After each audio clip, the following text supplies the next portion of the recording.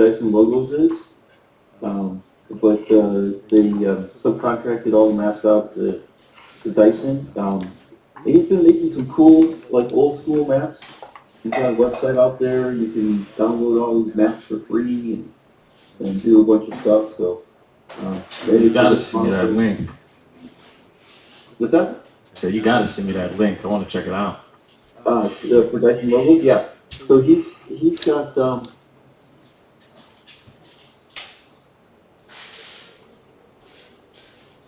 here it is.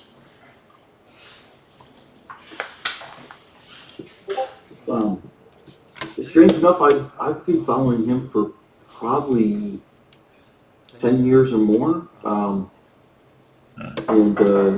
he's got two sites. And he does some just really cool stuff. But it's all black and white. It's all old school. He's just phenomenal. So that's what we're going to be seeing. We're gonna work off those maps. Okay. Cool. Sounds good. Hey, Kris. Yep. You remember the first one I did a couple years ago? It kind of reminds me of that. Remember the one I streamed on YouTube? Like one of my very first games. Yeah, I was like, it's reminiscent of that. It's pretty cool. Alright. So which dark secret are you looking at? Leaning towards, Kris? Don? Zay?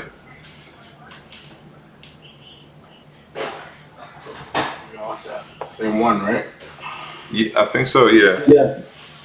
Yeah, because once you guys pick a dark secret, you have to read it, but it'll explain like somebody did something, and you have to pick who in the group is the one who did the deed. Oh, so you're saying you'd rather us pick from these specific 4 things, like one of these 4. Right. Yeah. Got it. Yeah. So those are the 4 background scenarios. This is kind of different. It's the only module that I received on that kind of gives you a background. It gives you 4 different backgrounds from these what they call dark secrets that your group gets to pick, and then within that it structures it where there's somebody, right? And I'm gonna even let you pick, like it'll say, depending on which ones you pick, each of them are different, but there might be even something like says, and who knows it, like who, and I'll let you guys pick, or I can pick. We just kind of work through this together, but it's totally up to you guys, but what you pick affects and changes the how, the events in the future. Yeah. I'm down for 1 or 4. 1 or 4? I was leaning towards 4 myself. I'm leaning towards 2. Please don't say that. Let's spice it up, baby. Do you, Brandon, are you okay with any of those rules?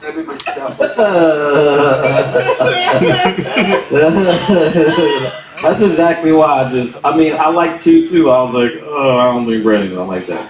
Well, what do you mean? Am I okay with the rules? So you either have to be the murderer, you either have to be the bystander, the instigator, or the liar. Oh wow. Within the murder, it says bystander. It's number 2. Take a look at it. Yeah, these are fun. It's great because there's no right answer per se, you know.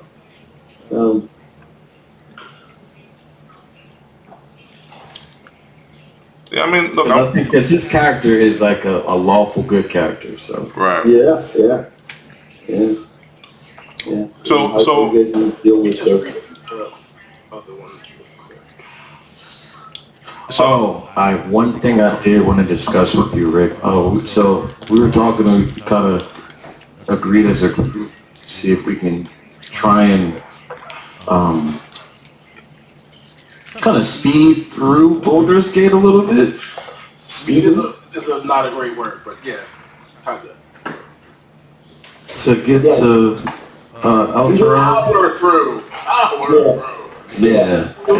So yeah, you don't worry about it. You're not going to be in Baldur's Gate very long. It's kind of a sudden. You're not going to be anywhere very Alright, so look, y'all, I'm cool. I'm cool with whatever story we go with, to be honest. My character's just gonna react to what's going on. But what I don't understand, you said you were explaining some of the things you have to beat, Kris. I don't see that in the. So you have roles in the murder. It's the second picture in the Darkseeker 2. So each character plays a role in the murder determined by rolling on the murder. Yeah. No. I was still on on the first one. I thought it was all in that one. I gotta click each one to see the differences. Okay, got you. Oh, yeah. Each one's a different, dark secret. Got you. Okay. I'm tripping. Cool. Would you prefer us to roll, or would you be okay with us picking? You guys can pick. The role is if you guys can't decide, then we roll. Gotcha.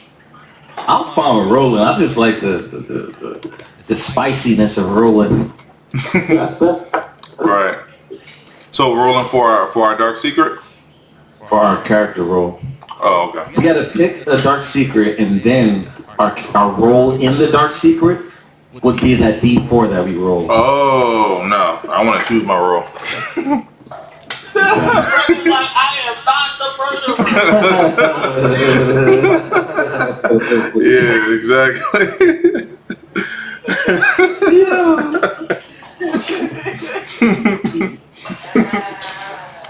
I mean, hey, Brandon, man. I know that'd be a crazy twist to my characters. Like maybe that'd be like a internal fight. Your character could be good now and turn evil. You never know, yo. You never know. You never know. This is D&D.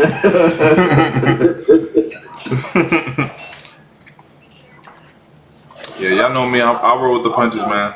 If I'm outvoted, I'm with it. Alright, so what dark secret are you leaning towards? 1, 2, 3, or 4? No, I'm just here. No, Zay. I'm playing catch up. Please, Zay, please. Yo, don't be in the background, yo. Don't be in the background, yo. We need you up here with us. I'm gonna just make it known. I like 4, the failed coup. Okay. 4 is my number 2. Which one you like, Zay? I just said it too. Do you have one another? We here, Yeah, you're man. not on the bike, right? You're not running. No. No. I'm gonna do that in a minute though. Oh shoot, man.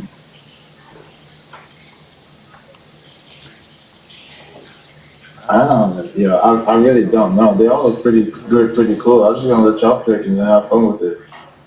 Just choose one, bro. If they all look good, then randomly pick one or roll a D4. Do this as a group. Let's go. You need you attentive in here, my boy. I guess we could do 2. 2. I'm done for 2. 2. Okay, so 2 votes for 2. What you want, Kris? My number 1 was 2, but All right, my 2 number it 2 is. is 4. 2 it is. I also like number 1, bro. I like the whole. I like 1, 2. Yeah, I like 1, 2. Well, we got 3 votes for 2 already. So Brandon, you sure, Brandon? Alright, Brandon, Oh my God. out of the 4, which one would you rather choose? well, out of the 4, I like 4. No, out of D4. Out of the character roles for Secret 2. Oh, For the okay. murder. Let me go to that real quick. The 4 roles, so the bystander and instigator. I would probably want to be the bystander.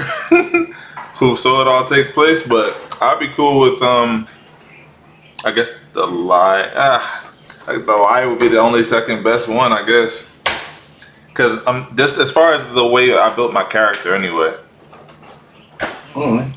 Now, me, Don, and Zay, are you down to roll for the last three? No, I'll just let y'all pick, and I'll take whatever is left. Okay. No, I Zay. can't say that. I can't say my one. Nope, Come nope, on. nope. Zay, you want to Why roll? would I say it? It's not good. Roll a d3, Zay. Roll a d3. Jay, so when you want to roll, since you don't have dice, you just Google. Why don't we send a VTT? Yeah. You guys are just here. in the Yeah, app. Gogi. Just literally click D3. Yeah, the bottom right corner. They have a D4. I don't see the D3 though. Yeah, do the D4 Roll a then. d4. Yeah. A D3 is rolling a D6, and a 1 and 2 is a 1. The 2, a 3 and a 4 is a 2. You got 5 and 6 is a 3. you got a I 2. got a 2. So that Would be the instigator, I guess. Because we saying 1, 2, 3. Because I'm already 2. Oh, you're already 2, so I guess you roll again. Oh, okay. I think if you hit slash armor. Okay,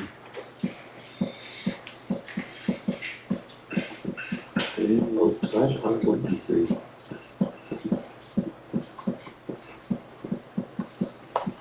One D3. Yeah, I was rolling the fact that you do it. Just roll a d4 again. Yep. Maybe I have to put the space. No, it has to be like if you, No, yeah. okay. So, it's up to you. You can roll a d4 as long as you don't roll a 4, and if you do, you just re-roll it again, or you can roll a 2 d3. d4. So you rolled a 3 and a 4. Wow.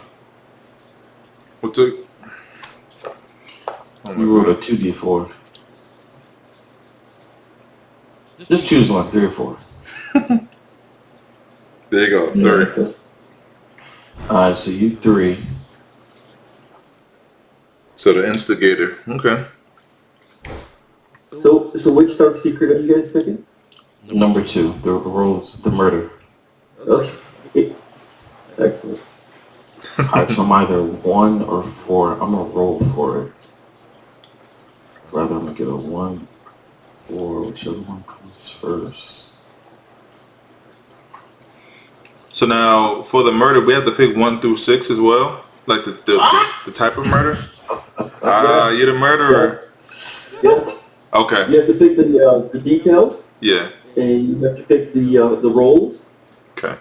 and you have to pick the consequences, or you can let me pick the consequences. It's up to you. Oh. Yeah. We'll let you pick the consequences.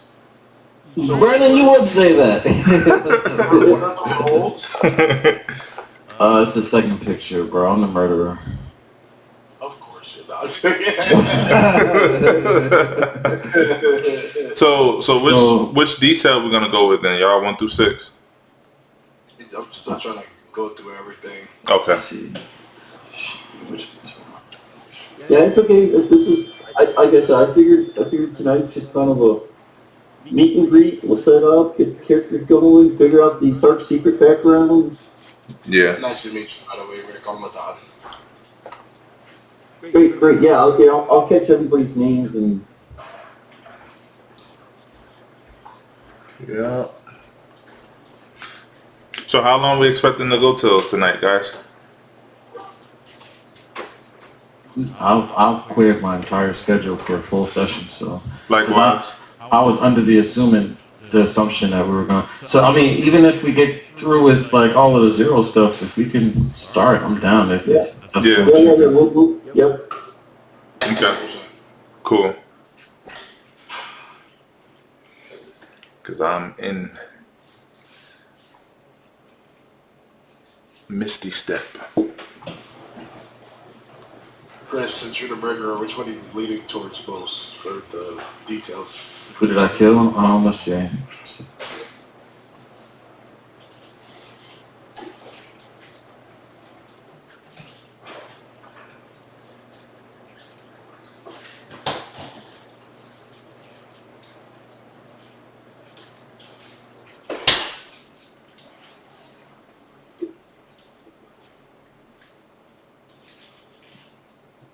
Hey, yo.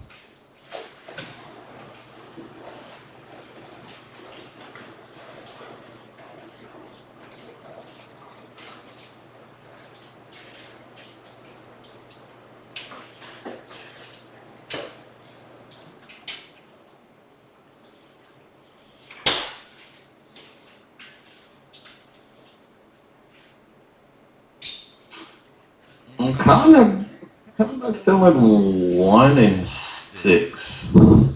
Interesting. Hmm. That's not where I thought you were gonna go. Really? I like What do two. you think? I like I thought you were gonna go with 2. Yeah, 2 is fire. Kind of like backhand justice, I guess. Right. Look at it that way. Trying to keep your character still like in the neutral zone. Right. But I mean, you go what you want. You're the murderer.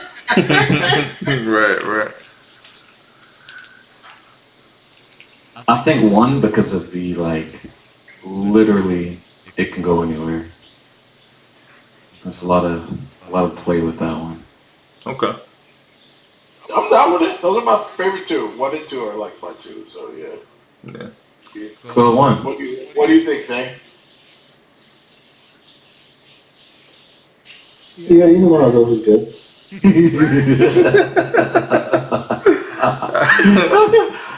Alright, let's do it. 1 it is. Okay, we're gonna go with 1. Murder consequences. Talking wild, blah, blah, blah. So are we gonna let Rick determine the consequence, or we choose?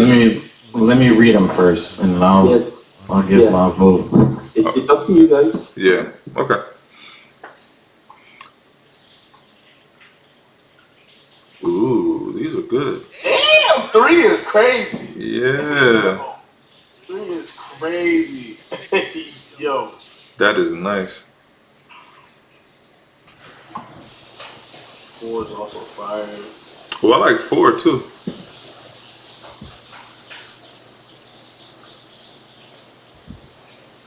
Damn, all of these are good. Yeah, I like 3 and 4, bro. I like 3, 4, 5.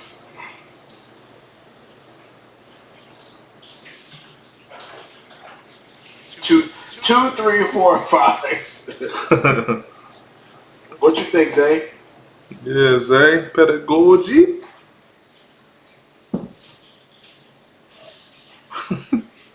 You better not say what I think you're gonna say.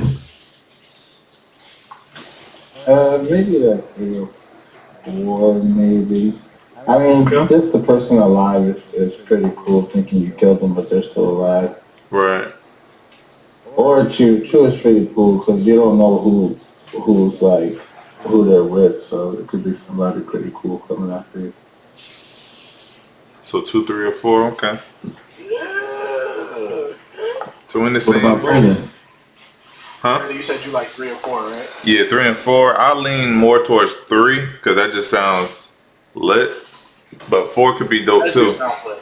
That do sound lit, bro. And I kind of want to know how they like came back. Like, what Right. did they think of that? Let's go with 3. 3 it is. Okay. Yeah, this Dark Secret is way better than ours. Yes, it is. Yeah. Alright, so we're going with number 3. Yes. Okay. Alright, then let's go to... Hi, my name is Rick. Yeah. Who do we have? I guess I'll go first. So I'm Just Be Real, aka 2 Rock, in the world that we're building here. My real name is Brandon. Okay. Brendan, you go by Brendan? Yeah, Brandon's my name, yeah. Okay. And then your character's name is going to be 2 Rock? Yes, 2 Rock. Alright. Two rock go around, two rock go around, two rock go around this cricket. You are the Be Real one that. Okay. Yes. Just All right.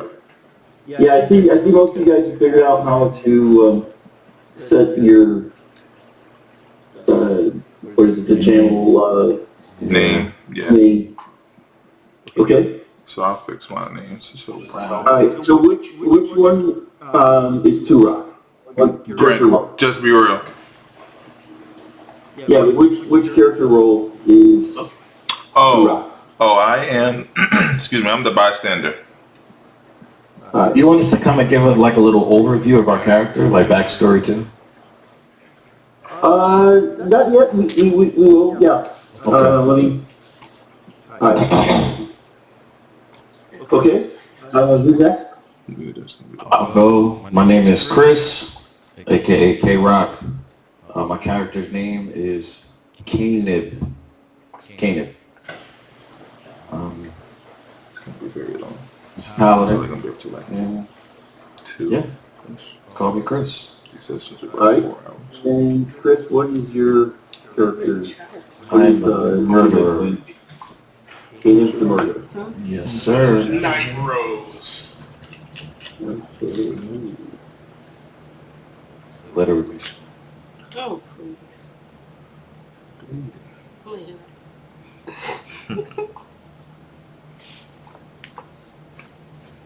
All right. Who's next? This jungle. I'll go. What's up, Rick? My name's Isaiah. Got a Gogi on here. Gogi on the campaign. I'm the first timer, so bear with me. Yeah. And then I got 3, so Just I'm gonna gonna you instigate. can literally hear every tiny thing I was doing. Okay. Which character You are can you? see when you talk. Gogi. Turn the screen around your circle. So watch.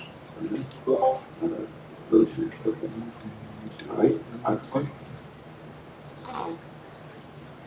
Hey Rick, my name's Ladan. I'm the glove. I'm also Anberlin Storm Rage, the wizard. In the character role, I'm the liar. This is also my first time playing. So you got a first timer on your hands. Isn't 2 this of them. the Fuck. You know what I'm saying? Great liar. Perfect A perfect role. Yeah. I like candlelit dinners, walks on the beach on the sunset. So true. Mm-hmm. All right. Amber, how do I spell your name? Anberlin, like the band. Ladan, Ladan. Ledan. Okay. Yeah. All You right. can call me LeBron, that's fine. All right. He played too. And Yeah. Gogi is going to be the instigator.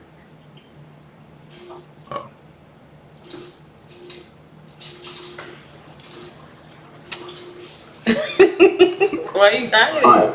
So between now and next time, Bring it back. what you guys can do is flesh out a little bit, Two Rock. You were the bystander. You could have prevented a death. You chose not to. Kind of let me know next time how you were a bystander, what you thought you could have done, and why you chose not to. Kanib, you're the murderer. It says via blade, a shove, or deliberate inaction. You took a life. Okay. Let me know what See you later. you did. How'd you do the dirty Thank deed? you. Okay. Gogi. Is it Gogi? Say it again. Gogi. Gogi. Go. Okay. I'm going to.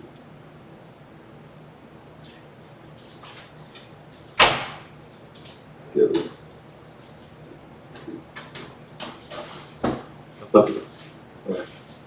You were the instigator. You're the architect of someone else's demise. Your words are spreading death. So, what did you tell Kanib? In what you told Kanib, Is it true or was it a lie? And then Anberlin, you're the liar. You know what happened, but didn't tell.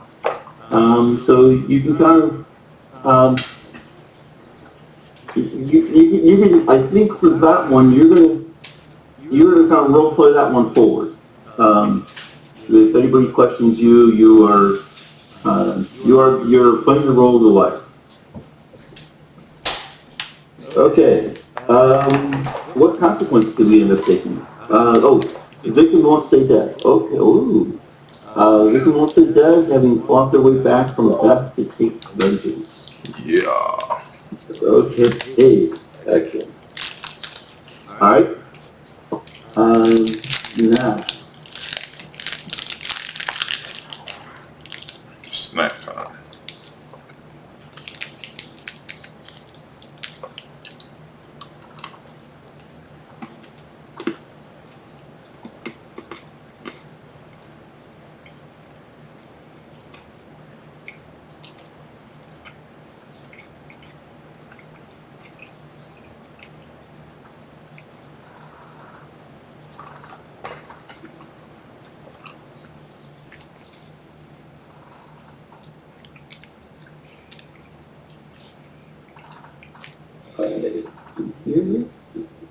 Okay.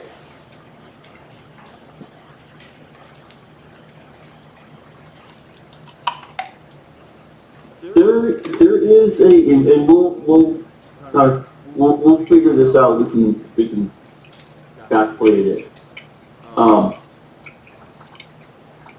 And we can figure out a reason why. There is a captain up on the guard. And the guard here is the Flaming Fist of Baldur's Gate. His name is Captain Zarge. I will copy and paste his name in the background. Captain Zarge, Z-A? Yeah, I just posted it into the background. Gotcha. He knows. And we can figure out why he knows. That we can do that. We don't have to figure it out tonight, but we should figure it out. So like, we should maybe set up a discussion channel for you guys to figure all this out, of the things that we just picked. But he knows whether he was a part of it, whether he caught you guys, but maybe for his own reasons, he hasn't turned you in. But Captain Zarge knows. Alright, which is very important to the beginning of our little adventure here. Alright, let me go for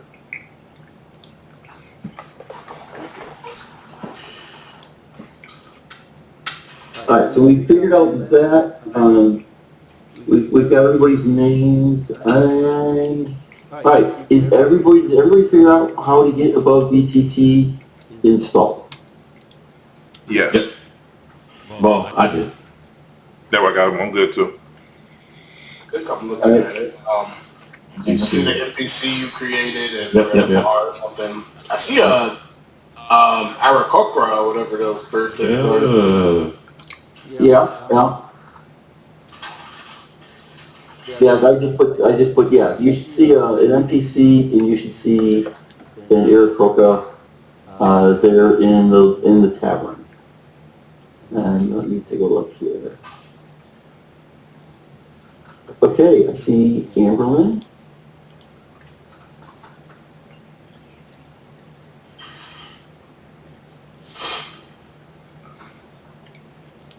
Gogi, Kanib, and Turok. Okay, so it looks like everybody has figured out how to.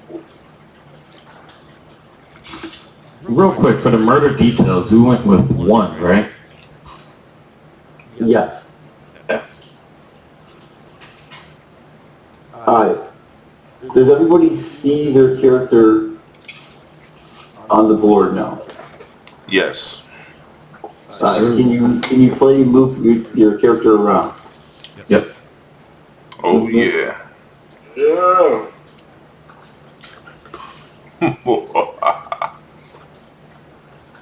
Okay, girl. Are you supposed to only be able to? You supposed to move it one block at a time, right? Or is it like literally free?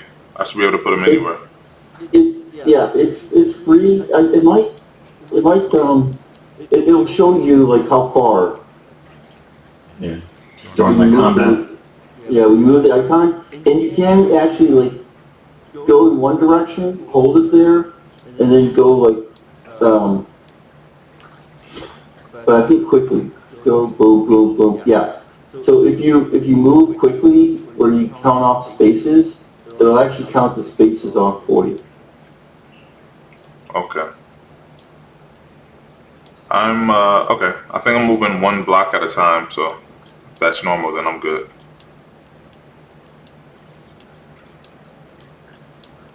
Are you using the keyboard, Brandon, or are you using the mouse? Oh, I was using the mouse. Yeah, I'm using the mouse too, actually. I can move him anywhere. Yeah, you should be able to move anywhere and drop it, and it tells you like how much movement you went. Okay, hold on. Let me see. I'm gonna just restart it. Refresh. I see where you. So okay, if you move, let go, and then move again quickly, and let go, and then move again quickly, and let go, it will show you instead of diagonal distance, it will show you your actual move distance, which is kind of cool. Okay. Let me see.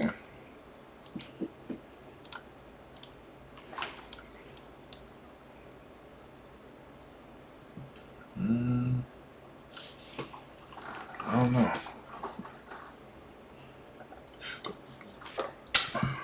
Let's see something. If you click and hold too, it'll show you the feet as well. Like if you click and hold and you start moving it around, it'll show you the distance you are from everything. I'm not getting that. That's pretty cool. And where does it show you guys that? Maybe let me full screen mine. I'm not seeing that. Maybe I click self, everyone. So, Say, I think you're the first person up when it comes to the murder, as far as the why, right? You're the architect of someone's demise. Your words spreading death. So, whatever you told me is the reason why I killed her. So, why would I kill the owner of a bakery?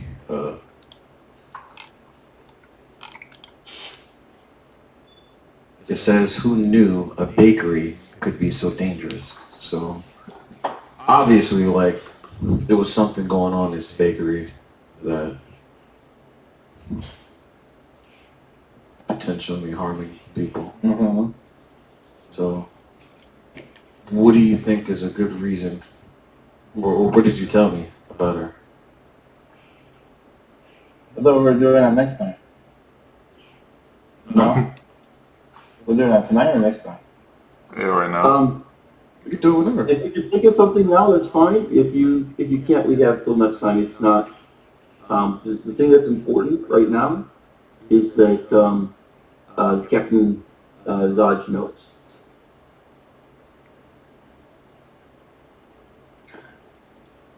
Oh, okay. Gogi, what did you say? I don't know, yo, next time. Stay tuned. Nah, if I think of something tonight, I got you. So there was something about something that she knew.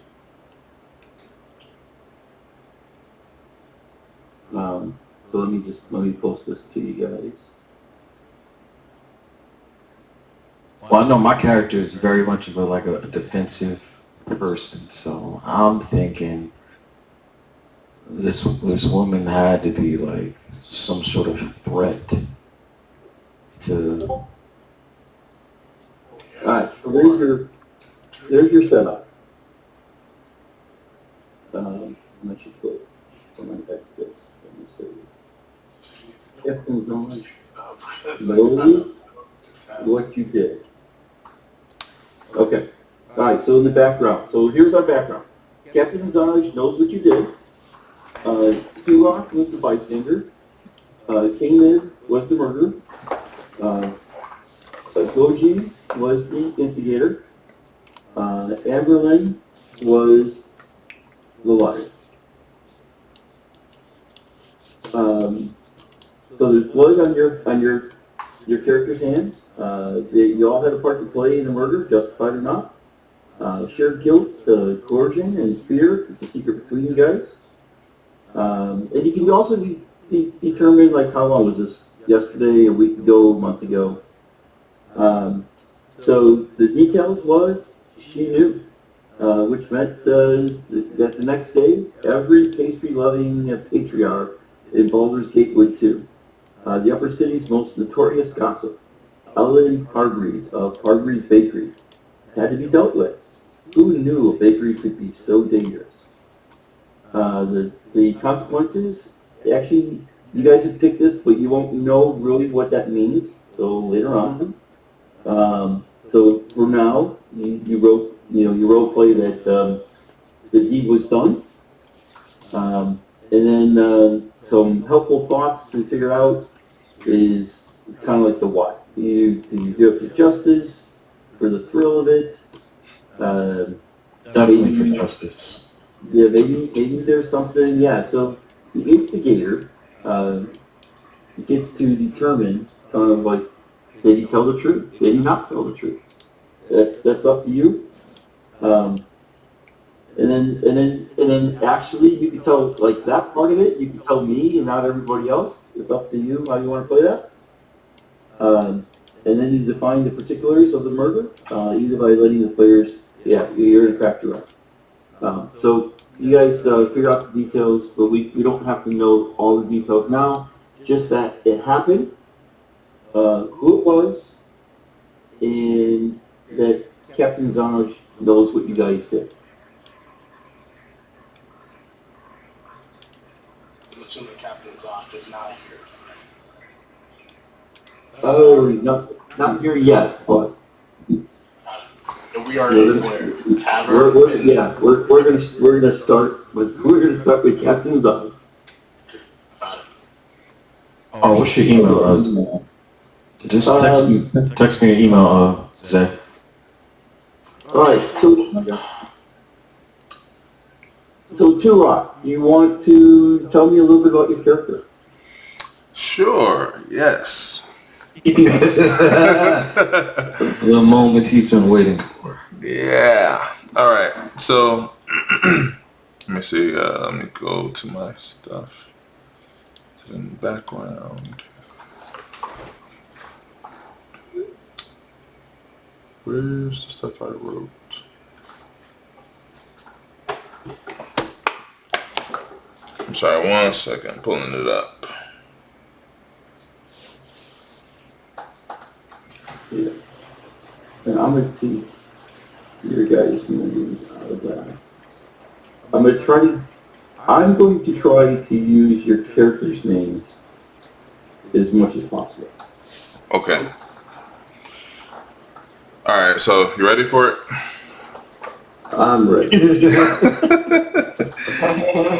Alright, so my character, he's a Goliath. So his backstory is I'm a descendant of the Gathakanathi clan.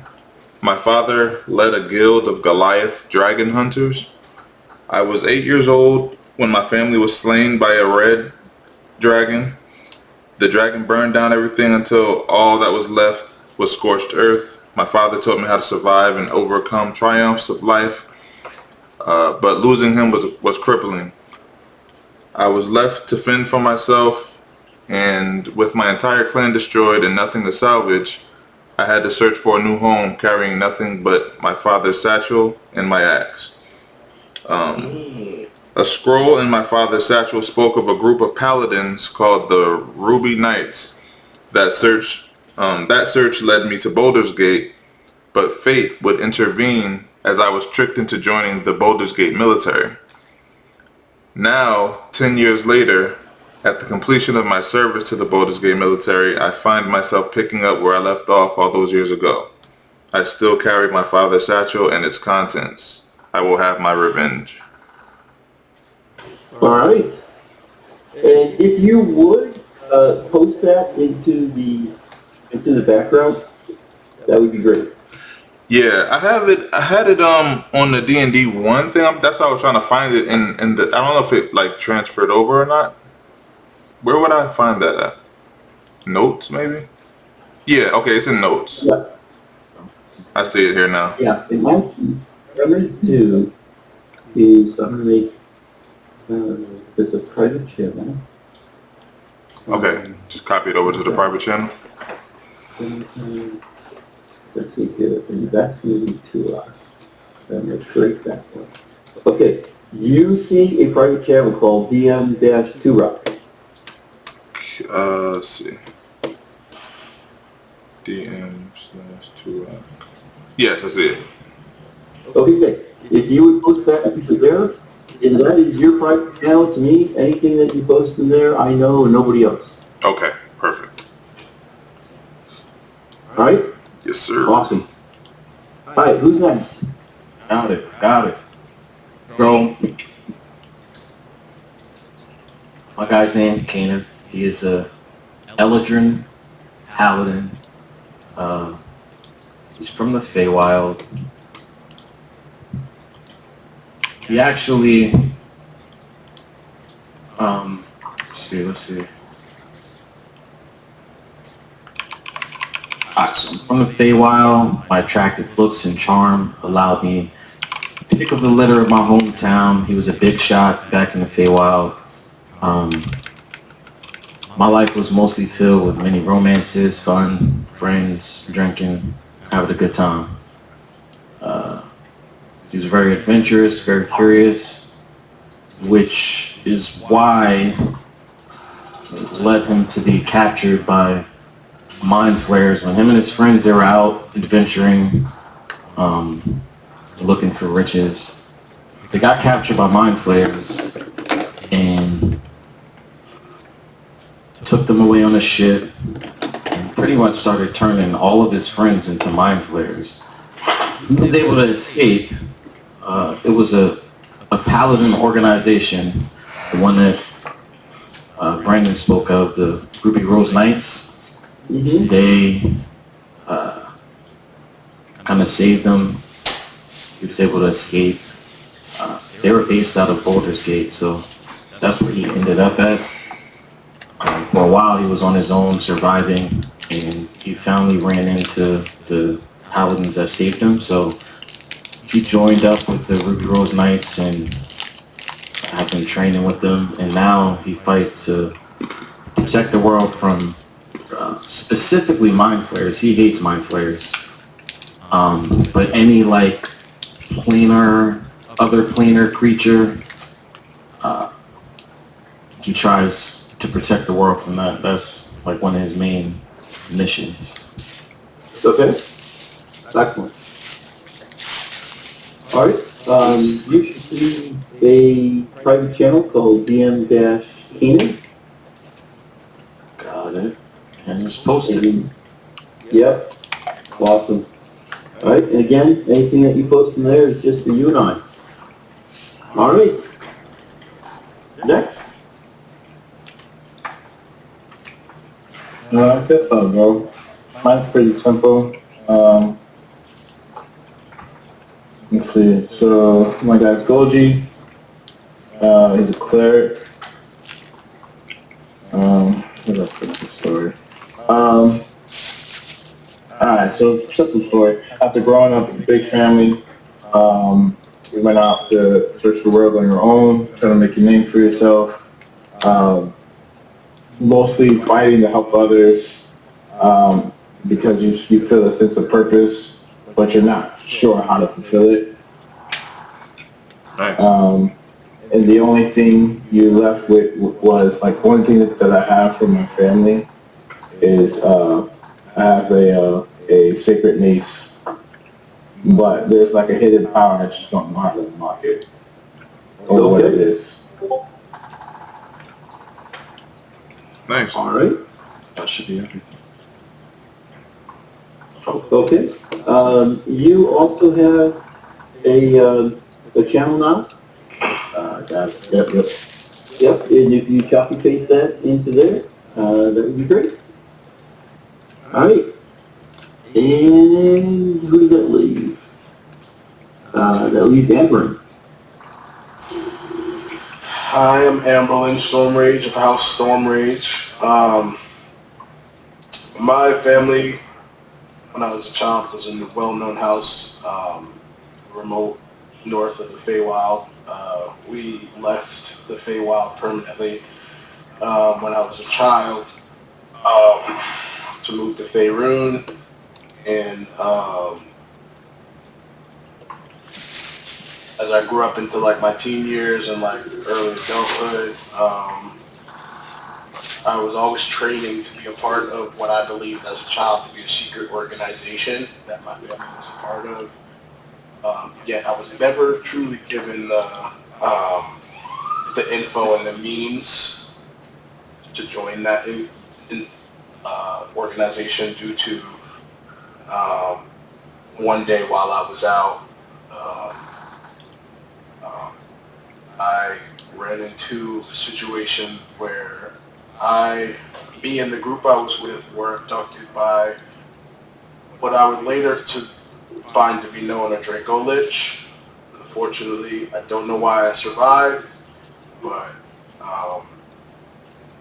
the Lich would always hint that he had plans for me and that I had potential. So where everybody else died, I lived, and I kind of lived with that guilt or resentment since. But one thing about I was able to escape, and I tried to go back to where my family home was, but I found nothing but a family heirloom left. No trace of my family, no trace of where they went, what happened to them. Just a total mystery. Nothing left but an heirloom left on a rickety desk. The one thing I did have when I was able to get away from the grasp of the Lich was I took a secret tome of his that it coveted. I have no idea what it does or, what its contents surmise, but I do know that the Lich, it was very important to it. And I've been on the run ever since, trying to find my family and also trying to stay away from the forces of the Lich and figure out what this mighty tome is about. And that led my search to Baldur's Gate. Okay, Nice. cool. All right, you should have a private channel as well, and if you would post that info in there, that would be great.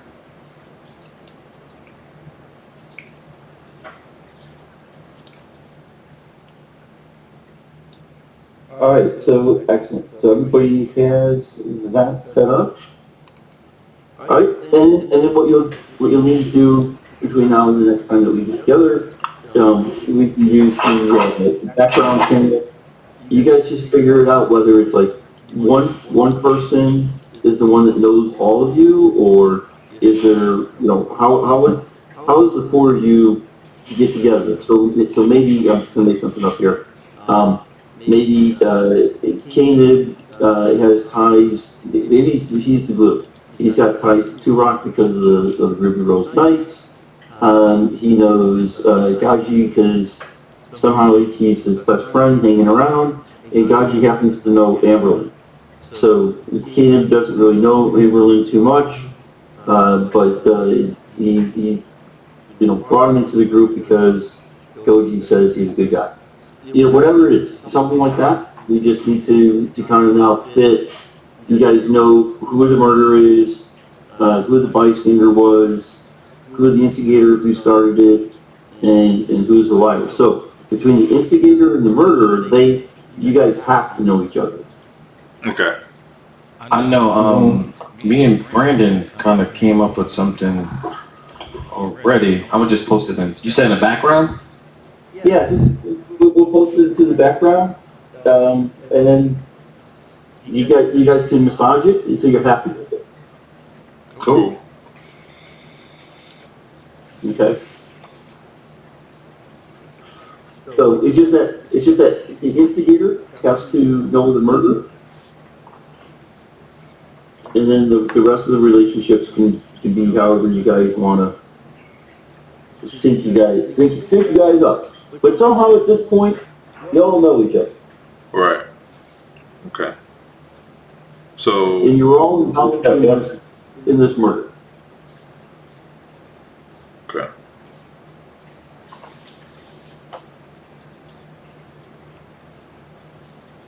All right. So, Okay.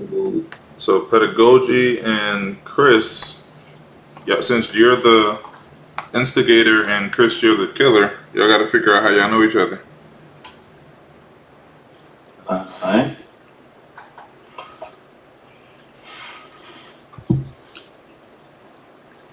I like the idea of us like being cool. And maybe we went on a couple adventures together. Ah. Maybe I help him kill some mind flayers down the way. Hey. At level what? Get on different. Y'all went cow tipping or something, you know. Right. Well, alright, so I'm typing it in now, but You should be level 1 and blow some oil barrels.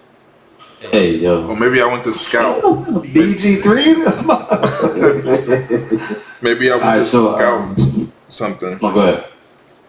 I was just saying, maybe y'all went to scout a mind flayer, I don't know, naughty Lloyd or something like that. Colony in the Underdark. So Turok knows Kanib from Turok knows Turok you have an expertise in killing dragons, right? Based off of, Not your killing, family?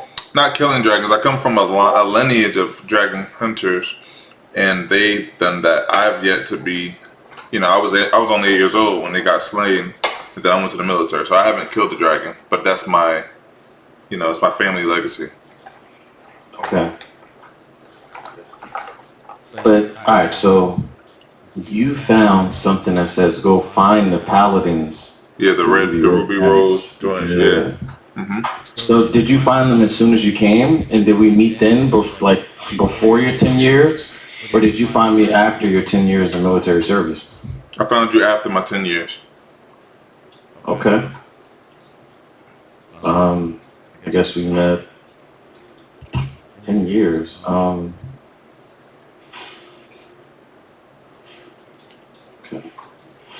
So that's what brought me to Baldur's Gate. I met you, I finally found or located the Ruby Rose Knights, and you were the person maybe I spoke to, and now I guess we're maybe about to have a dialogue.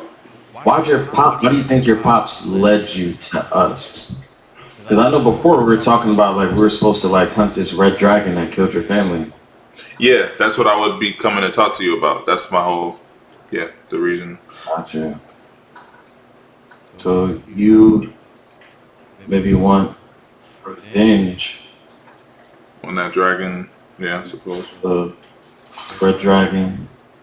But I think more importantly, you and Pedagogy, you and Isaiah got to figure out how y'all know each Oh other. yeah, definitely. It's just the only reason I said you first because we kind of Talked a little bit already, yeah. Yeah.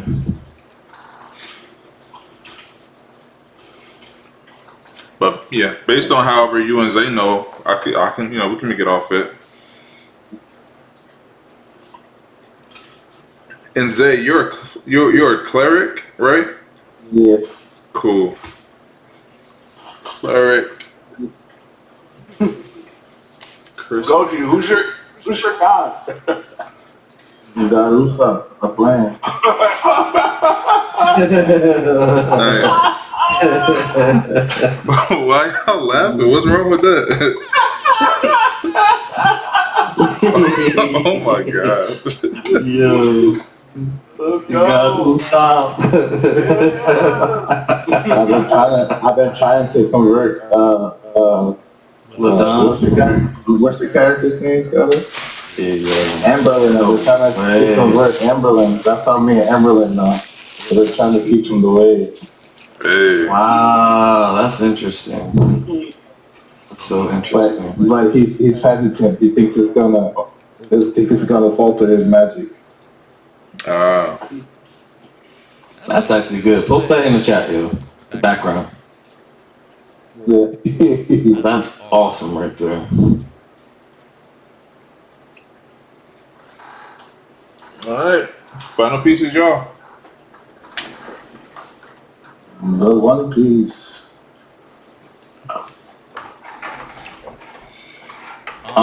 Zay, let's see. You've been trying to like make a name for yourself. We went on a couple adventures together. Level The idea that we were like scouting out Mind players so I could help you in your quest. Right. one. But that kind of still fits in with my character. So Kanib, Gogi. How do you spell your character's name? Gogyi. Yo, if you could change your name in Discord and put Gogi there, that'll help me too. Because right now it just says Pedagogy. But if you could just put Kanib and Yeah, Don too. Kanib and Gogi. Better. Yes, sir. Yep, perfect. Yeah, it's very helpful for me too. Yeah, I got you. Together and have a common goal of slaying just like mind flayers in general, or is it a specific one? Probably general would be simplest route to go. Unless we do a specific one and we tie it to what I told you. And like I can tie that to what I told you. And then that made you lead to killing the baker. Right. Ooh. Okay. So a baker, I'm assuming this is the upper city because she's serving charlatan. So this is the upper city. This is established bakery, but is very dangerous. So how could a mind flayer be attached to a bakery? Maybe under the bakery is a passageway to the mind flayer colony? Is that too simple? That can certainly be a rumor. Boom. I hate mind flayers, so as soon as you said that, I said I'm gonna just kill her. Damn. Well, no, my character wouldn't kill someone just because Of a they have a rumor. passageway to, You thought that you heard a rumor, maybe from Gogi, that the mugs was putting tadpoles in cakes. maybe.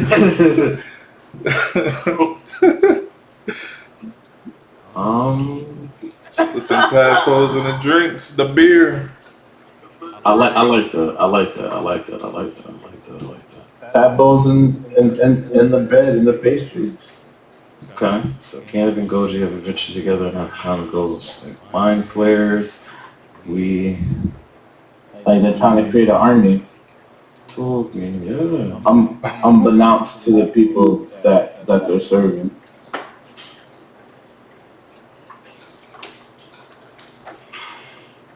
Allegedly. Did you get that info? Allegedly. I'm gonna roleplay that.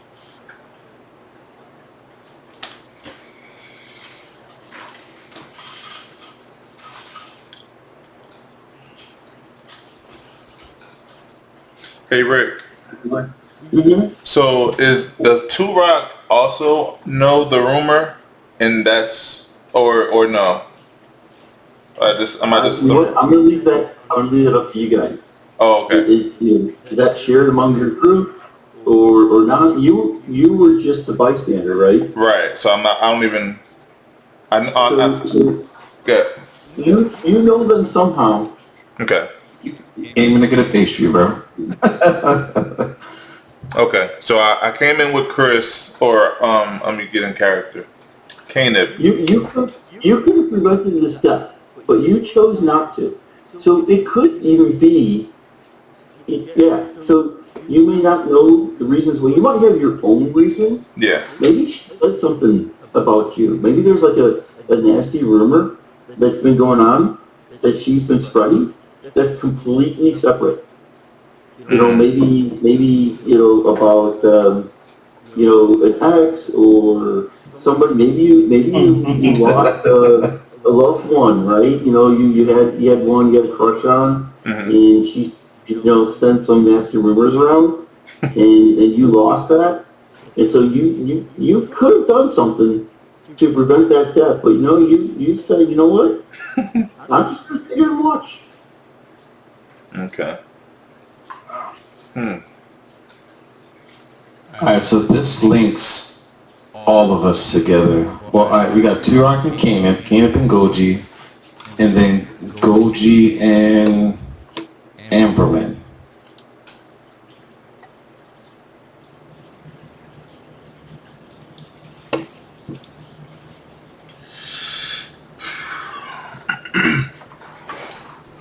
Okay.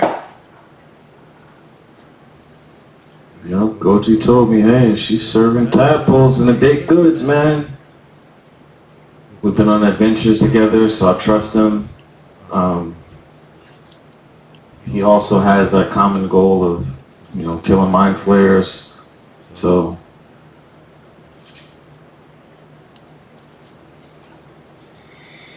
yeah, as soon as he told me that, I mean, I'm pretty sure he would be aware of my backstory that I hate mind flares. So, yeah, as soon as he told me that, he already knew. Like, Yeah, because I was trying to help you. That's my goal, to try to help fulfill people's like sense of justice. Nice. I definitely want to help others, and then I don't fear death. So So I need to know one thing while you guys are talking. Hmm. Did this murder happen yesterday, a week ago, or a month ago, or 2 weeks ago? yeah, let's say it happened last night, yeah. yeah, Okay. right. Last night. So it already okay. Cool.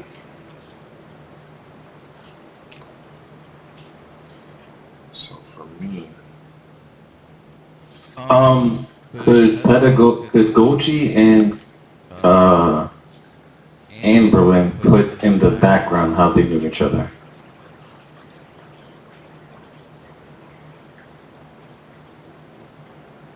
Um, I think y'all already said it. so I figured out my reason for not intervening. So my reason is gonna be this: being that I just met Kanib, and he's a part of this Red Ruby guild, Red Ruby Knights thing. I assumed that he was, I don't know, a leader of sorts, and I let him make a decision I guess I was aware that he's going to kill her or kill this person, and I decided to trust his instincts and not intervene, even though I'm a soldier. How does that sound? That sound too plain? Huh.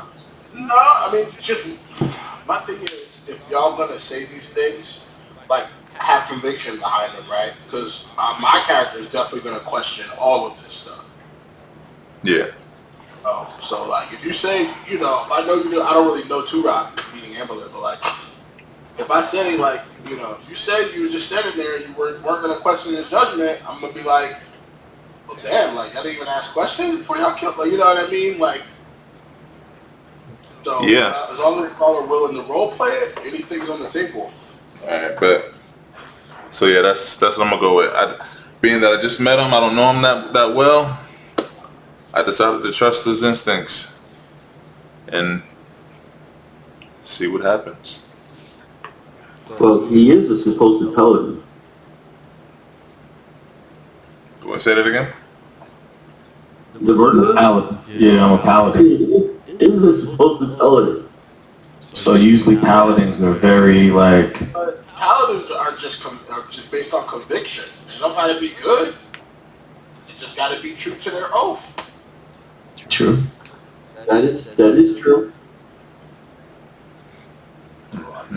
But I'm not I guess I'm not an oath breaker yet. Yeah. When do you choose? I think it's 3rd level, right? Yeah, I mean, an oath breaker is typically a DM. Like the DM would typically. No, you're an oath breaker. Yeah. Yeah. So as of now, I don't even have an oath. So. No, not level 1. So right now I'm just. Regular degular. Yeah. Paladin in training. Yeah. And but you have to have some conviction as to why you did the deed. Yeah, so like I said, I put it in here too. He told me Ellen Harbury's Bakery is serving tadpoles and baked goods. So I killed her to prevent, her turning her customers into mind flayers. Okay.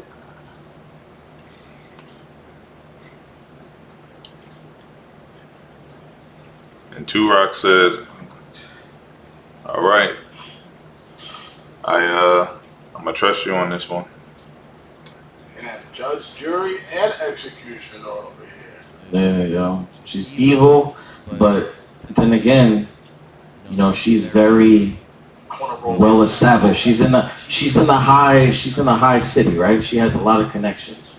All of the patriarchs, they eat her baked goods and they love her, and no one would believe. The reason why I didn't go to the Flaming Fist or anyone official, because no one believed me. So I had to take things into my own hands. So did you go there with the intent of killing her, or like you went there with the intent on seeing if your hunch was correct? I went there with the intent of seeing if I would never. My character, he. Oh no! Wait. My character is very. Are we role playing this? Like, should we be role playing this? That's kind of like. Yeah. Are we playing or? Yeah. So let's talk in first person. Figuring it out a little bit. We're trying to see the background. Yeah, that's good.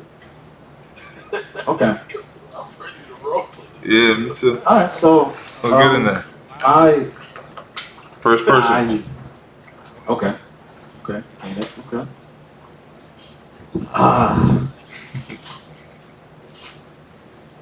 I had to protect the realms, and this woman was a threat. I went to investigate. As soon as I heard it from my buddy Gogi, I already had the intent. I had to muster up the courage to kill her, but I didn't go in and just, ask no questions. I investigated, and let me see, hold on. I think at level 1,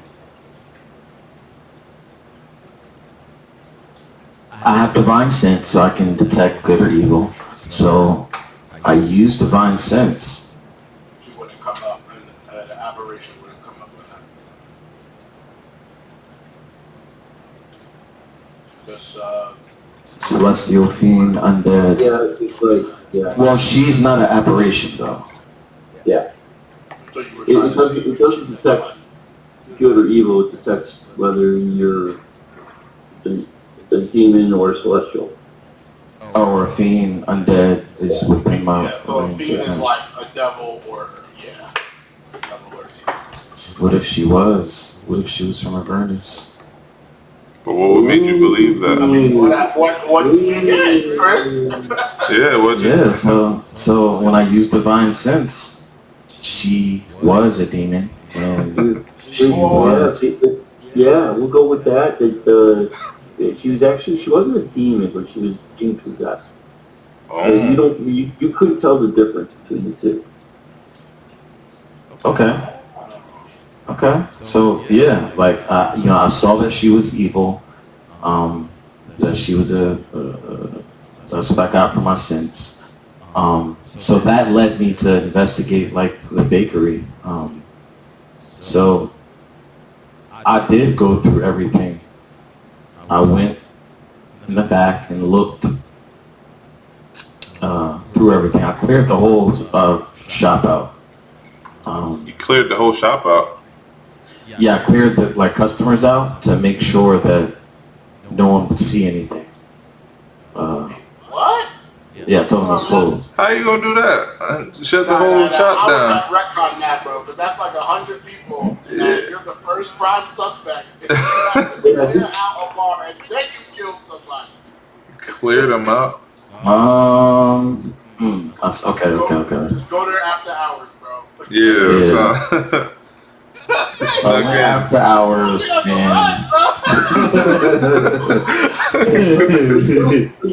You and Two Rock, because Two Rock had to be there. Yes. okay, yeah. So just me and Turok came and investigated, and we saw that there were slugs. Gogi was the instigator. He told us, yeah, he found out somehow. Yeah. Maybe like one of his buddies ate one of the cakes and turned into a mind flayer, tried to eat his brains. Yeah. And then, he told me that's where he got, this baked good from, so. Anberlin was there listening to the plans, but he's denying that he was ever, that he ever heard anything. Okay. And then, me and Turok go and Yep. we find evidence. So after we found that It was evidence, you, right? So I you killed her not actually in the bakery. I killed her at her house. No, well, leave it in the bakery. Leave it in the bakery. Okay. Yeah, leave it in the bakery, right? So Captain Zaj was in the vicinity when he heard a scream from the bakery. And when he got there, he saw Kanib standing over the slain body of Elma. And he also saw Turok standing there, which he remembers respectively as being a good soldier. Oh, they know each other from the Flaming Fist. Okay. Yeah. And he looks at Turok, and he looks at you, and he says, "Well, I think you guys just joined the Flaming Fist. Come find me tomorrow morning at the gate." And then he turns around and walks away. Damn! Damn. So I got forced back in. Damn it. Yep. Realistic, mug. Talk about leverage! Oh God. What's next? Wow. Okay. So are we? Is the bar tomorrow? Are we at the gate now? Okay, so there we go. All right. Captain So Zod. Captain Zodge was in the vicinity when he heard a scream from the bakery. When he got there, he saw Kanib standing over his slain body of Paladin. He also saw two rocks standing there, which remembers respectfully as being a good soldier. He looks at the two of you and says, "You're both now part of the Flaming Fist. See me at the Basilisk Gate tomorrow morning." Basilisk Gate. Okay. Basilisk Gate, yeah. Okay. All right, and then this is good. This is really good stuff. And other other details we want to tweak it a little bit. We can do that offline, but that will get us started. So I threw into the images. There's in the images channel. You'll see a picture of Baldur's Gate. And the Basilisk Gate is between the outer city and the lower city there. You will also see the coat of arms for the Flaming Fist. Mm-hmm. And just to get your mind in the right sequence, there's a great picture of Baldur's Gate that Watsi has put together. That is Basilisk Gate. Great. Okay. Now, in the box tech, and I just need to edit it just slightly. So there's another channel called Box Text. And there's sometimes we're just, particularly at the beginning here, there's just a lot of info. So I'm going to put it in there, let you guys read it rather than me repeat it all. But I'm going to just make a slight modification here.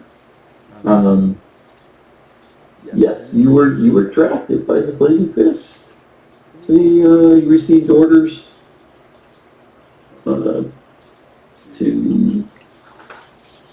meet with Captain Zodge at the Basilisk Gate. Okay, I just had to make that slight modification there. All right, so welcome to Baldur's Gate.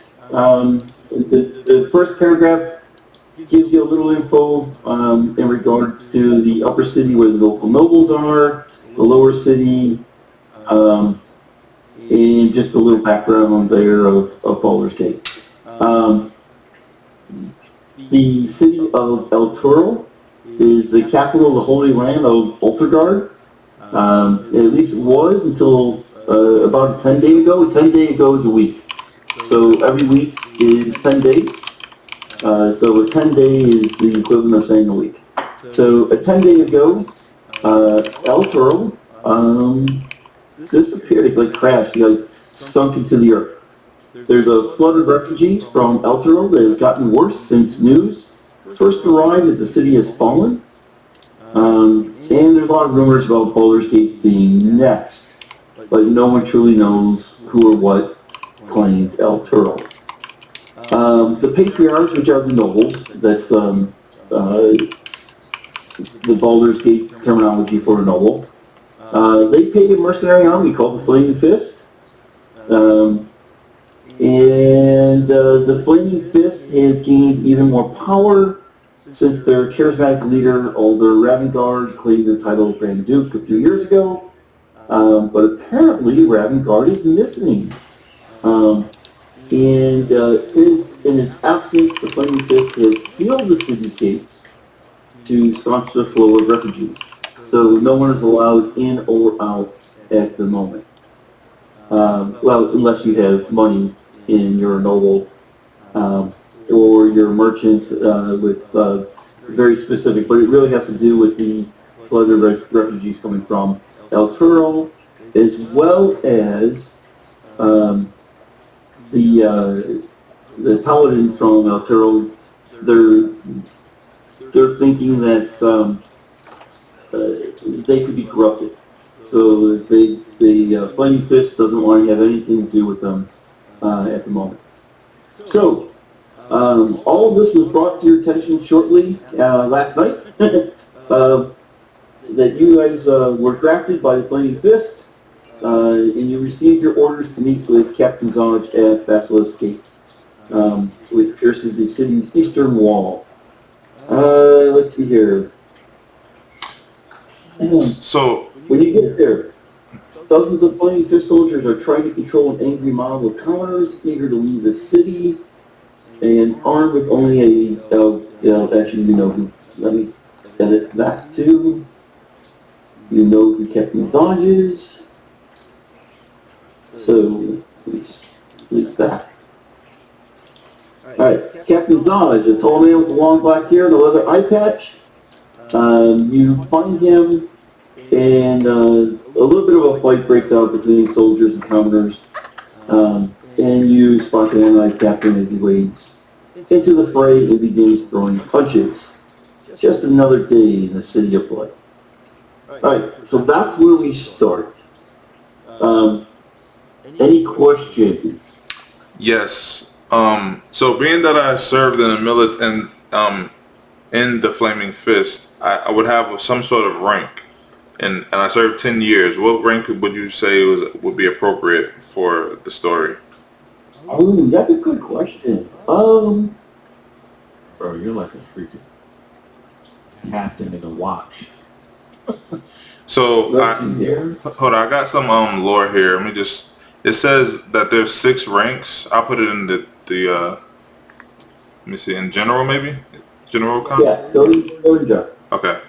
So it says, oh, maybe, okay. Boom.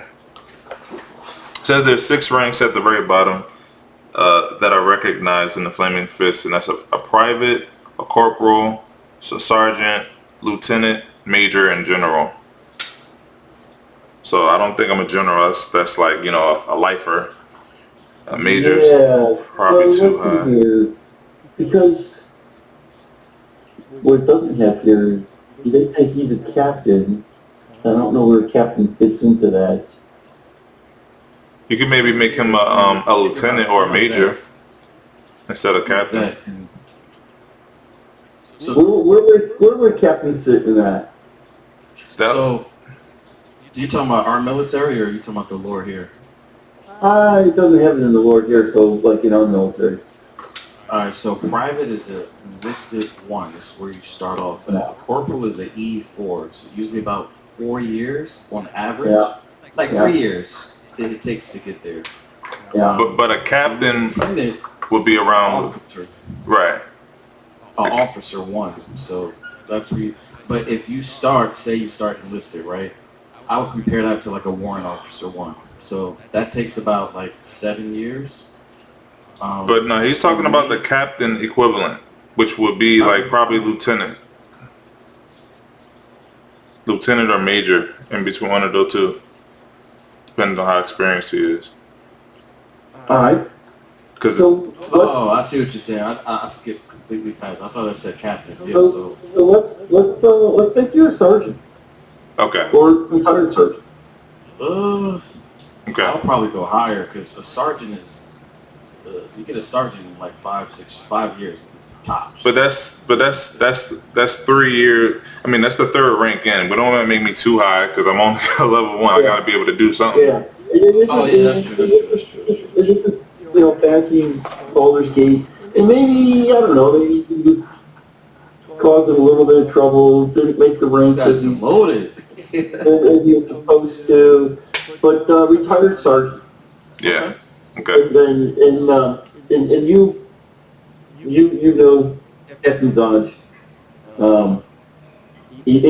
Somewhere in the past, you know, you've probably gone on a guard duty, something, some sort of mission. You've worked with him. He's given you orders to take your guys, whatever. He knew you right away. Right.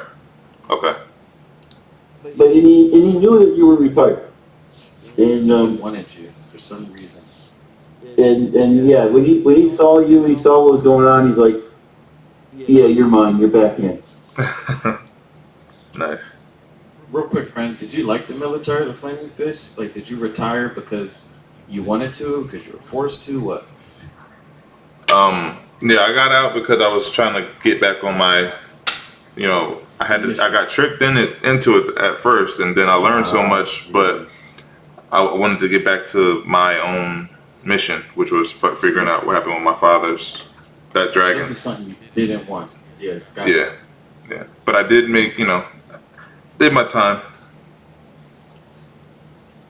But yeah, but now I'm back in. Okay, cool. Okay.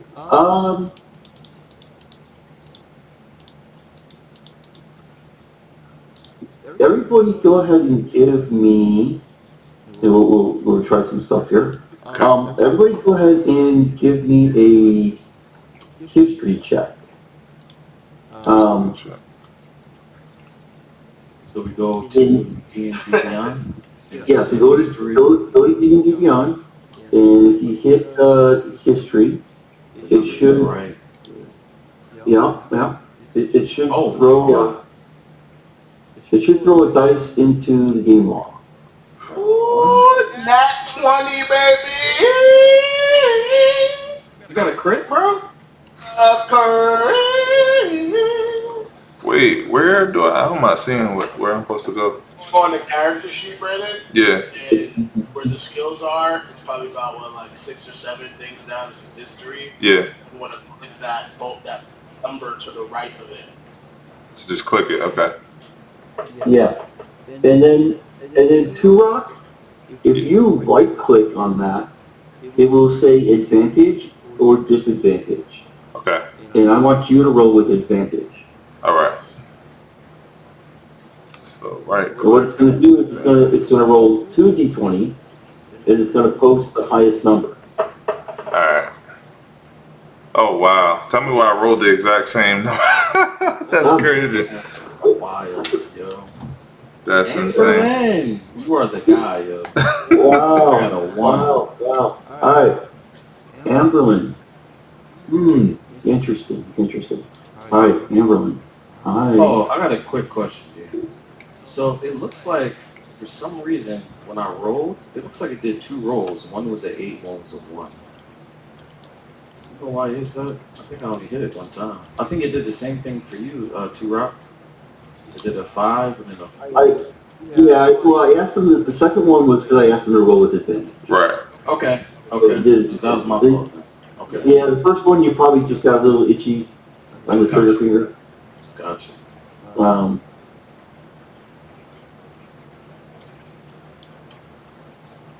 Okay. Cool. Okay. All right. So, Anberlin. All right.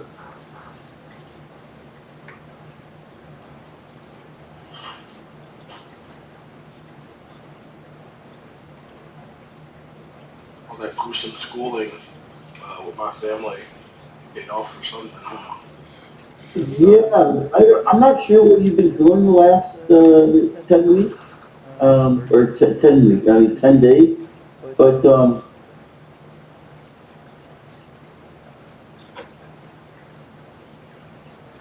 want to send you some info here. So over the last week, you've been visiting, you've been very interested, given the nature of your magic, in regards to what's happening with El Toro.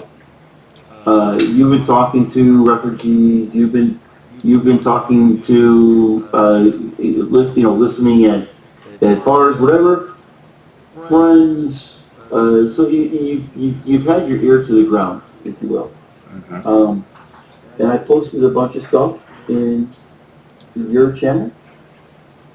So there's some things that you know. This is information that you've picked up in regards to current events. Definitely with the time nature. What's Ladan? So I will let you guys start off. Not quite at the Basilisk Gate. Basically, it will be the next morning. Turok and Kanib, you've been told that you're drafted back into the Flaming Fist. You're going to meet up with Gogi and Anberlin, and I'll let you guys pick it up from there. What do you tell them, and what do you guys do? So I'm the first one to the bar. Punctuality is my thing. I'm on the keys. I'm drinking. Trying to forget about last night, and I'm just playing the piano. So I'm next to Kanib, just talking to myself. Just got out. Now I'm tied back into this mess. I feel like it's my fault. I feel like it's my fault too, Rock. It sucks that we got caught, and I know you didn't like serving in the military, so. Well, it wasn't the worst thing I've done, but It had to be done. Couldn't let any more mind flayers infect Baldur's Gate. well, what's done is done. Just All watch right, it. let's just all be together. Sorry. As of right now, we're in the corner right now. So I take another sip of the beer, and I'm empty, so I stop playing and I actually head over to the bar. Nah. Performance check, bro. Nah. Don't try to Oh, you skirt trying to see? You trying to see how I play? Don't try to skirt that, bro. Come on. 12, baby. It's alright. I'm okay. Little Stevie Wonder, you know what I mean? Got a little two-step going on in there. People nodding their heads a little bit. Yeah, vibing a little bit, man. But you know, I play best when I'm drunk, so I'm heading to the bar. Oh boy. I see my guy who told me about the mind flayers, and you know, I go back to him and tell him like, hey, Gogi, this problem's been dealt with. Thank you for telling me. I found evidence of tadpoles, and when I used my divine sense, I could tell she was evil. So you were definitely on point, and I killed her. So now we don't have to worry about this mind flare infection anymore. But definitely keep an eye out for anything that may sprout up in the situation, and let's just try and avoid getting caught. Well, that's because I need a new one. Gogi? Yeah, I'm here. Oh, you heard me, or are you drunk already? No, I'm not drunk. I'm just contemplating something that I saw today. Shit, what happened, bro? I was following the lead, and I saw this secret shipment. I thought it was going to contain stolen goods, but it just had a symbol on it with a note Ooh. that said to activate the hive. And then I recognized the symbol. It was correlated to a mind flayer like operation. These must be the same mind flayers that are feeding the tadpoles to the Baldur's Gate citizens. Where'd you say this place was?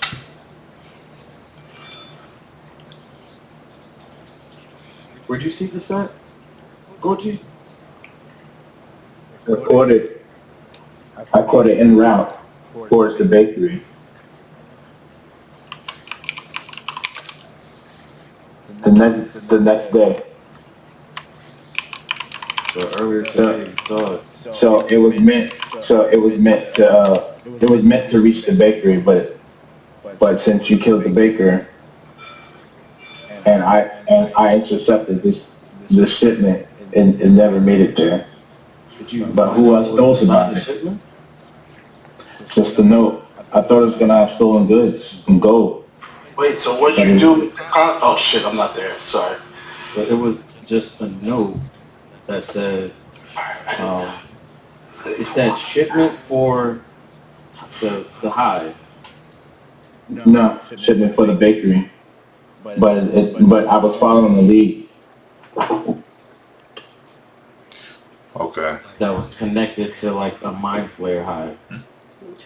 Not until I saw the note. Story. I was following the lead from a guild It's actually unfolding. that usually has stolen goods. But this time it didn't have stolen goods. It was just a note. And it was going to the bakery. The note was a symbol on it that said activate the hive.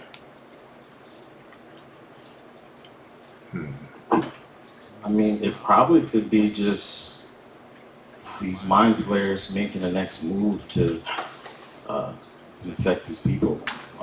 Maybe they're, because I know how mind flares work. Usually when they do the tadpole, it doesn't take long, but sometimes they can hold off and activate it when they want. So, What do you think they were planning? I think they're planning whoever, has these tadpoles in their head to Wait. mind flares all at one time. Hold on. Who is they? What are y'all talking about? Not the mind flares, the hive. In character. Yes, bro. I just walked up. Oh, what's up, Anberlin? Guys, we have a lot to talk about. What's going on? Don't we ever? Who's this? What's this right here? Hold on, real quick, just Oh to my get God. this straight. It says you know what happened but didn't tell. So how'd you know what happened? Like were you there? No, you weren't there. So how'd you know? Who told you? What happened? Y'all about to tell me right now. Bro. Okay. I'll help here. You're about to tell him. Okay. He So knew what you guys were going to go do, but he didn't know the end result. And here's where you tell him what happened. okay. So Anberlin.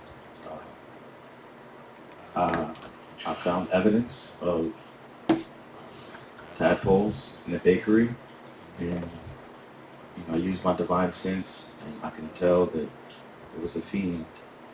And it was her. So I killed her. Wait. You found tadpoles in the bakery? Yes, I found tadpoles in the baked goods, and then I saw some more tadpoles, kind of like in a jar. Do you have it?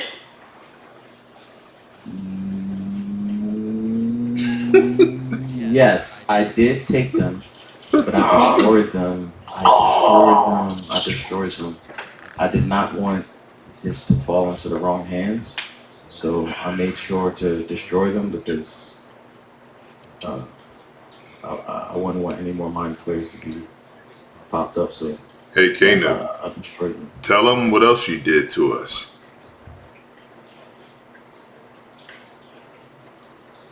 Who's that? It's Turok. Oh. So another thing that happened, the captain of the Flaming Fist saw us, they caught us, and now he's using his leverage and blackmailing us to join the Flaming Fist. Can you believe? Perception check. Yeah, perception check. I just try to see if there's anybody within like earshot of us that might be listening. Okay, give me a perception check.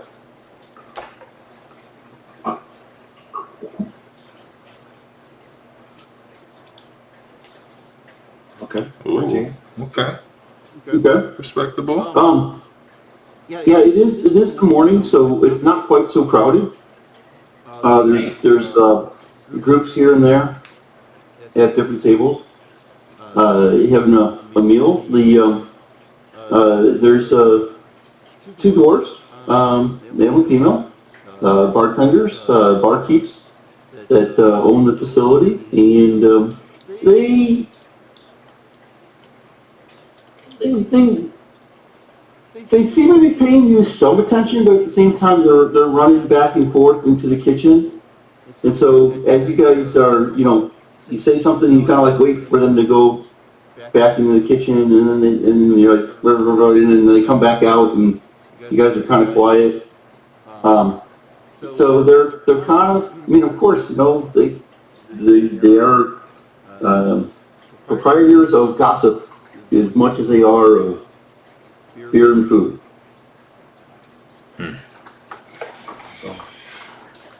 Anberlin just If you got guys want to out. move over by piano or somewhere away, Yeah, I kind of like just let's. Well, I want to order another drink, so that's what I'm going to do. So I'm going to call a bartender over there and say, hey, load me up again. So that's what he does. yeah, he does that, and provides you an extra one.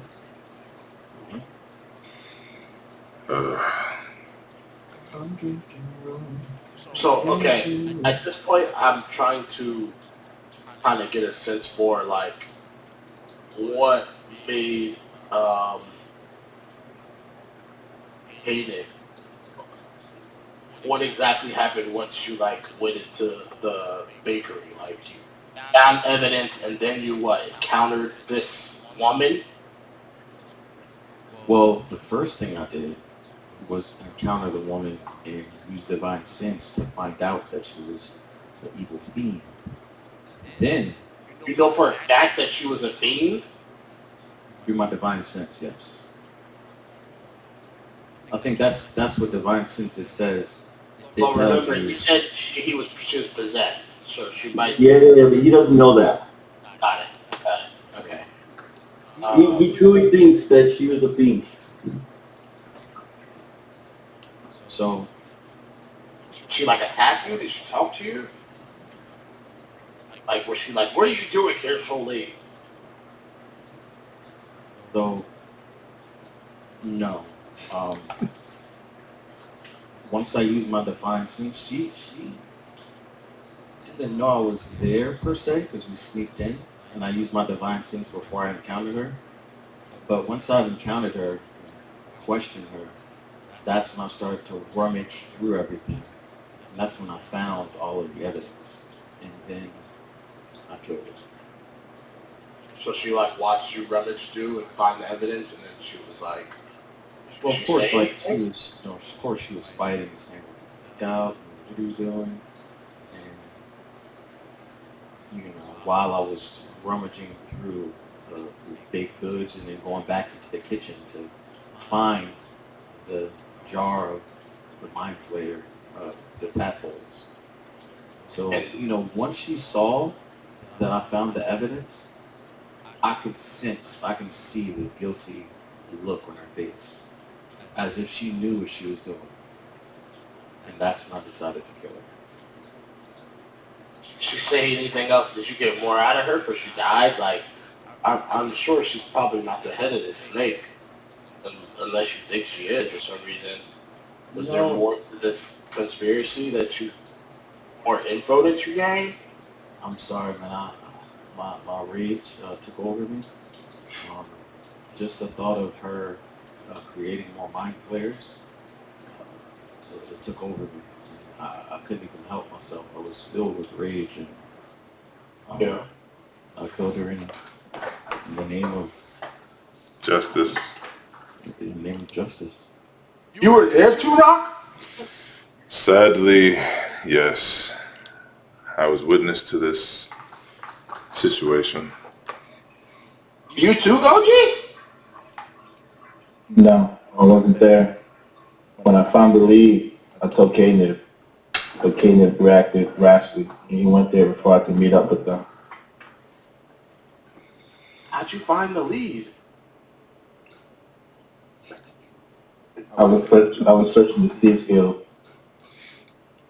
I was trying to look into their operation. And I thought what was supposed to be a container, I thought what was supposed to be a container of stolen goods and gold. I was wrong. It was just a note in a chest that said to activate the hive. But I recognized the symbol from something before. I knew it had to do something with my players. So that's why I told Kanib. Me and him have been on adventures before, trying to scout out my players and see if they're gonna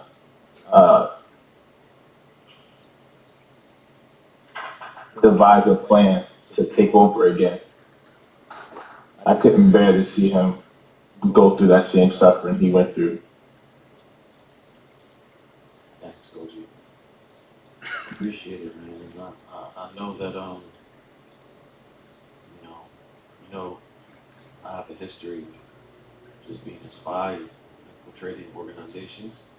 So now that you bring this up, it's a perfect opportunity for me to infiltrate the guild and try and get down to the bottom of this because, like Anberlin said, this is probably more to it. There have to be. Who sent the note? And what was the symbol on there? You know, I read about this in a book. You are the reader. I don't quite remember the name of it, but something design? Eh. Oh god. Oh man. I should probably have gotten that check, but My character has no idea what that is, but Why don't you guys go ahead and give me a perception check? yeah. Alright. perception, I'm proficient. Oh, 20. Dirty 20. 10, baby. Wait. Did mine not go through? Oh yeah, it went through. The tool rock go around. I'm sorry, Brandon. Every time I see it, Yeah. That's all good. Yeah. So at this point, like I'm playing the piano as background noise, just so whatever we're talking about is confidential. Okay. Alright, let's see here what we got. We got a dirty 20, a 5, a 10, and a 16. Kanib and Anberlin. You notice the guard dressed in red and black. He's got the crest of a flaming fist. Has just entered the tavern. He looks around and he notices you can see him make eyes on Turok, and he makes a beeline for the Goliath. So is he like kind of rapidly coming towards him, or is it kind of just a straightforward walk? Does it look like It's a very direct, straightforward, almost military walk. oh shit! What you got? Kris, were y'all the? Oh, sorry. Kanib, were y'all the only two there last night? Remember I just told you, Captain Saj He saw everything. and listed us. He just said you guys are in a flaming fist now. Meet him tomorrow at the gate. So No, he's about to extort you. Right? And as you're saying that, the guard comes up to Turok. He puts his hand into a fist. He pounds his chest twice, and he says, "Sergeant Turok, The captain wants to see you at the Basilic Gate. Acknowledge. Understood. I'll be on my way. Yes, sir. And he turns around and he heads back. All right. Just when you figure out, they pull you back in. Looks like I'll be going now, guys. I'll go as your backup, man, because we enlisted both of us, so I I'll want to be there. Kanib, Kanib, you don't have a choice. We're a package deal. And technically, I outrank you now. So, let's go. Hey, before we leave, man, let's just hang out a little bit longer. I'm digging this blonde over here. This one is on her name. So I walk up to this chick and I say, hey, what's going on? What's your name? Before she's able to say anything, I put my hand on your shoulder. Kanib, I'm only going to tell you once, but in the military, they don't tell you twice. And then I proceed to walk towards the front door. She says to you that her name. She says, "Oh, this sounds like you've got a job to do." Yeah, I just got drafted into the military, but I definitely want to. Are you a regular here? Well, I come here quite often, but I understand that all the military is being called up because of El Toro. Yeah, I heard about that too. Such a tragedy. It is.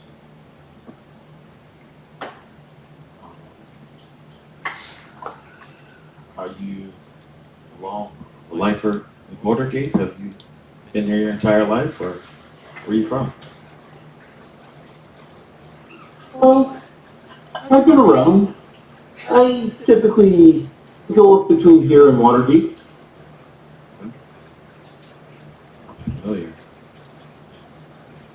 Okay, well, it's nice seeing you. I forgot your name already. Must be the tequila and the beer going to my head.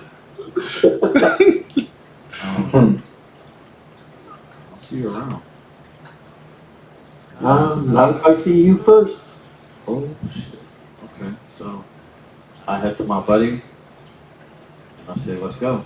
Duty calls. Do you want our other two friends to come with us as backup, just in case? I mean, Do I? You gotta talk to them, bro. I'm talking to Kira. Oh, okay. Oh, well, I'm already outside, so you gotta come outside, I guess. Can we see? Oh, you are? You said you were at the door, yeah, so I'm right next to you.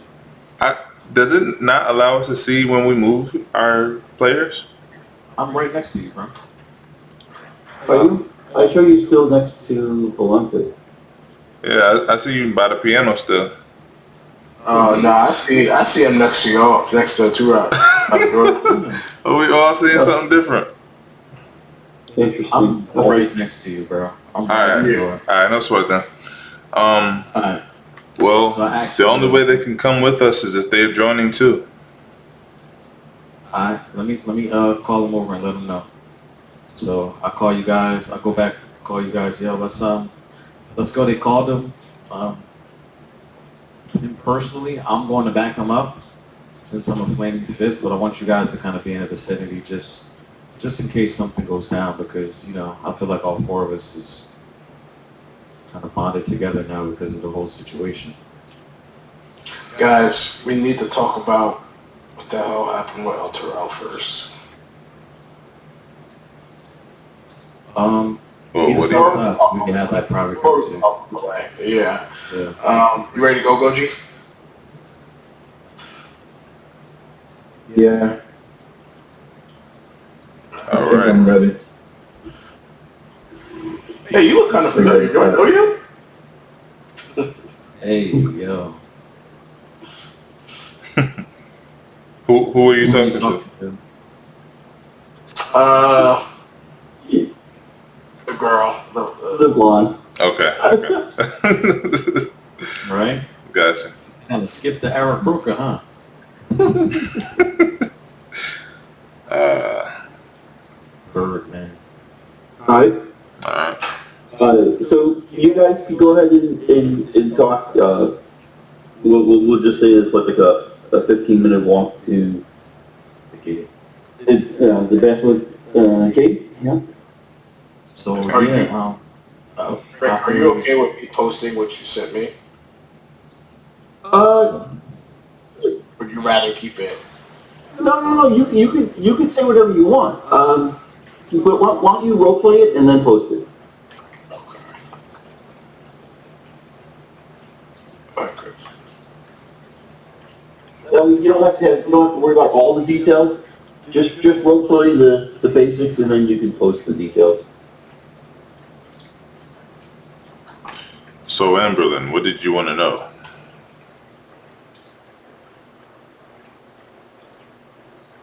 What did I want to know? Yeah, you asked about El Terrell. well, I think he's about to share something with us. Oh. Well, I'm all ears. Well, so a week ago, the Grand Duke left on a diplomatic mission to El Terrell. And it was a formal invitation from the High Overseer, Davius Craig. But they really didn't want to go. It took months to persuade the other dukes and a member of the Boulder Gate Council of Four to convince him to accept the invitation, and basically leaving the city in capable hands.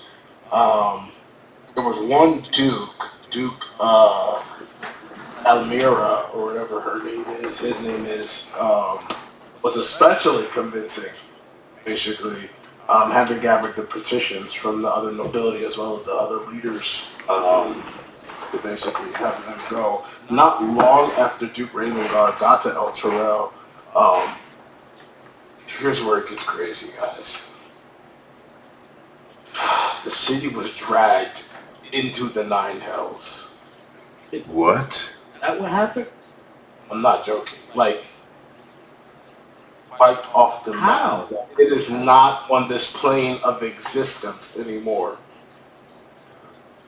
Man, I feel for him. What? How could that happen? Who did this? You think they're dead? I mean, I have so many questions. I don't know how an entire city could just be dragged to The hells. plane, let alone the Hells. It's crazy. Wow. Guys, I know this is a lot to ask, but we need to get to the bottom of this. I need your help. I can't let this go on. You're talking about mind flayers that could be involved, fiends, devils. These are all the things that I swore to protect the realm from. Well, Surrounded on all sides by enemies. we're too deep to turn back now. But we have to find our way out of this service commitment we've found ourselves obligated towards. Okay, well, what my friend told me, one of my contacts, she says that there's 3 remaining dukes. Bellin, Snellmane, I think the other guy's name is Dillard Portier, and the last lady who was the one I was talking to about before, Thalamir Amplor. The last 3 dukes remaining in the city thus far. One's trying to save. I'll leave that alone for now. I'll just post that part. But Yeah. Maybe they're a part of it. Why were they spared? Why didn't they go? I don't trust it. Well, we can't assume everyone's evil. We have to at least go off some indisputable evidence before we make such claims. I don't put anything past anyone. This world is cruel. Whatever we need to do to protect it, we'll do. to say all. Creating a list and just knocking down weeds, figuring this thing out. Well, you know, we could kill two birds with one stone. Now that I think about it, the Dukes do have the power to vacate our obligation in the military. Perhaps we could investigate them while trying to get them to do us a favor at the same time, and perhaps start figuring things out with this mind flare situation. But that still leaves what's his name? The captain to worry about. Or lieutenant, rather. Wow. What was his name? Let's just fill him out and see what's going on. Because he just summoned us, so Speaking I'm of, pretty good with my words, so we'll try something. Get out. at some point when you do see the captain again, you might want to consider checking him as well. It may be that he just decided to take the opportunity and enlist more help from what he knows his issues were, but I don't know if I trust the whole saw you commit murder and look turn the other cheek kind of route. One last thing, guys. There are tons of Elturellians coming in, fleeing that fled from Elturel. Among them, there are several Hell Riders, and if you don't remember who those are, they're Paladins that swore an oath to defend Elturel, and the only reason why they're still around is because they just weren't in the city when it fell.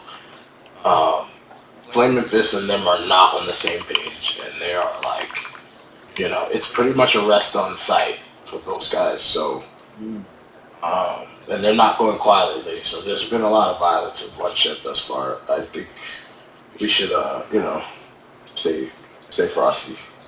All right. Understood. All right. Excellent. All right. So on your character sheets, everybody should have up in the upper right-hand corner.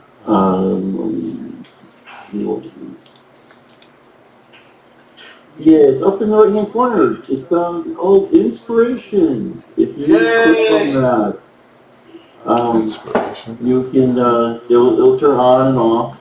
And what that does for our newbies, inspiration allows you to re-roll a d20. So when you, as a DM, you guys are, good role playing, good strategy, just whatever. When I see something cool, you guys do something good, I give out inspiration, and then you guys can utilize that inspiration as needed.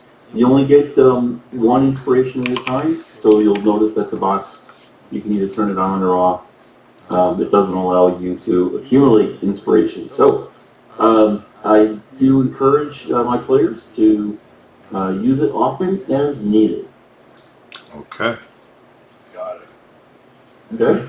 Just Alright. question for DM. I'm trying to click this thing. So my character, he would definitely, like, when he wakes up, like, probably auto use mage armor. Like, I know, it pretty much lasts most of the day, so, like, I think he would just, like, pretty much click it when he got up.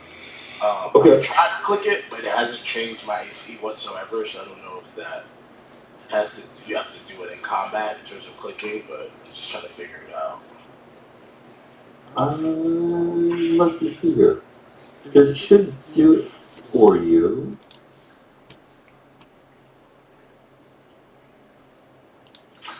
of right now, I click cast and like all my spells went like blacked out, like not like grayed out.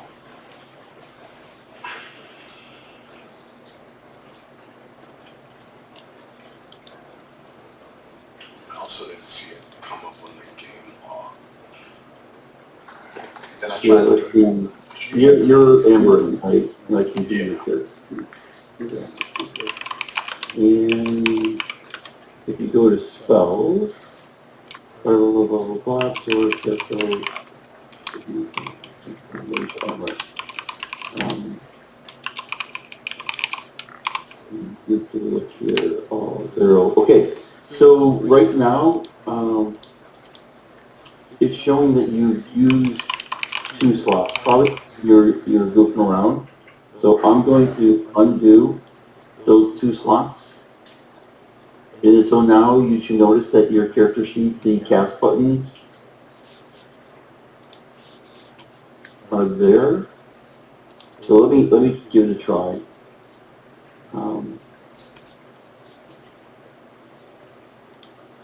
Yes.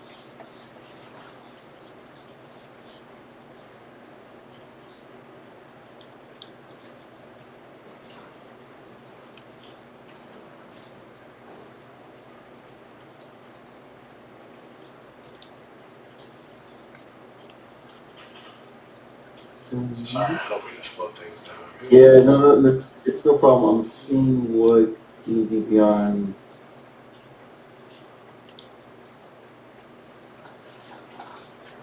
It's text plus your modifier. So it doesn't. So D&D Beyond doesn't know that you are casting it on yourself. You could cast it on anybody. So when you do it, yeah. Maybe I should try clicking. Yeah, it's not.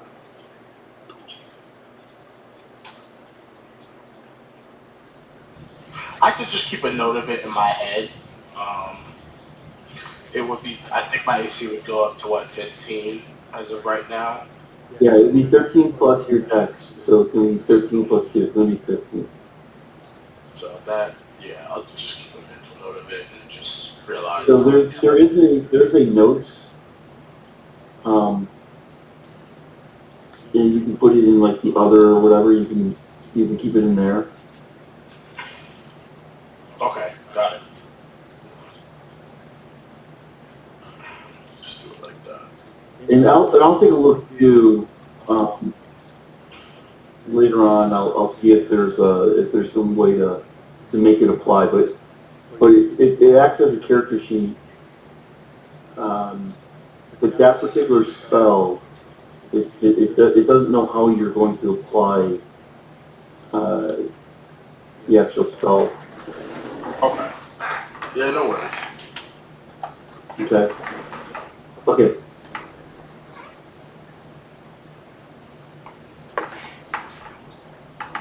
All right. Okay, so you guys got inspiration. So as you guys are now almost there to the gate, your last few minutes, you're thinking about some information that Anberlin provided you, and you think about the origins of Baldur's Gate and El Toro. And in your mind, what comes to your mind is a little bit of the history of Baldur's Gate. You know it began as a harbor town where traders would meet with ghost lighters. Those are folk who, along the Sword Coast, they used to use lights to lure fog-bound ships to the shore. When those ships ran aground, the ghost lighters, essentially pirates, they'd scavenge the wrecks and haul the plundered goods. And eventually that became Baldur's Gate. And that's along the north shore of the Bend in the river Champar, and they would then sell their goods. So basically it started off as a pirate town. In the years since, Baldur's Gate has grown into a walled city. Today its foggy streets run red with the blood of unfortunates who fall prey to evil opportunists, many of whom count themselves as nobles, traitors, pirates, and assassins. This is definitely not Waterdeep. An army of mercenary soldiers called the Flaming Fist keeps order in the city, and these soldiers answer under Grand Duke Alder Ravengard. The members of the Flaming Fist don't care about justice. They crave power and coin, nothing else. But despite the Fist's reputation for cruelty, the Grand Duke is widely regarded as an honorable and reasonable man. The city of El Turo, on the other hand, it's the capital of Eltergard. It's located much further inland along the river Shanthar. Whereas Baldur's Gate has a well-earned reputation for being a nest of vipers, El Turo is seen as a beacon of faith, order, and high culture. The two cities have endured a long, bitter rivalry that originated when Baldur's Gate began stealing cargo and coin from ships heading to and from El Turo, crippling the city's sea trade. Though the conflicts between Baldur's Gate and El Turo have always fallen short of open warfare, relations between the cities have been tense for a long time. Too long, some would say. Alright, that is in your guys' thoughts as you get to the Basilisk Gates.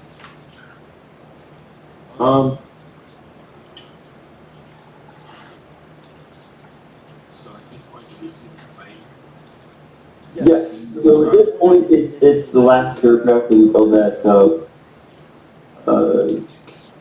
the intro that I threw in the box text. So you see dozens of Flaming Fist soldiers. They're trying to control an angry mob of commoners eager to leave the city. Armed with only, well, you guys know Captain Zonch. He's a tall man with black hair and a leather eye patch. It takes you a bit to find him among the fight there. But you finally spot the one-eyed captain as he wades into the fray and begins throwing punches. It's just another day in the City of Blood. So, I'm going to just jump right in. I'm going to get right in the middle of the fighting. I'm going to put my hands out between the two groups. I'm going to yell, hey, hey. Okay, yeah, go ahead. Fighting needs to cease. I understand your pain. I'm one of you. I'm talking to the commoners at this point. Alright, give me a persuasion check.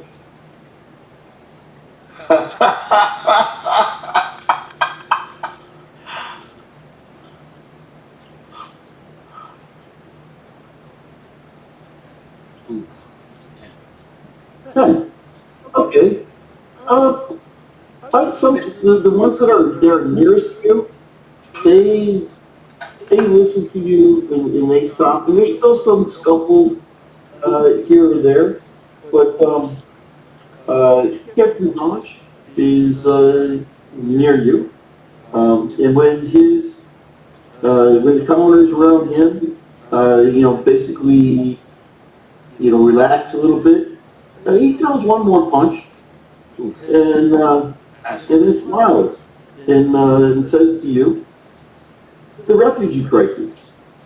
This stoke fears that Baldur's Gate might suffer the same fate as El Turo, of which nothing remains but a hole in the ground, apparently.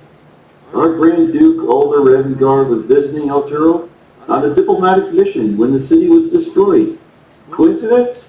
I think not. And the Knights of Eltergard, they call themselves Hellriders. Few of them escaped the destruction, and I think we're somehow to blame for El Turo's downfall. What a bunch of self-righteous rabble-rousers. We're arresting them on sight, but that's left us short-handed, and to deal with another problem. For that, I can actually use your help. I see you got a couple of friends with you."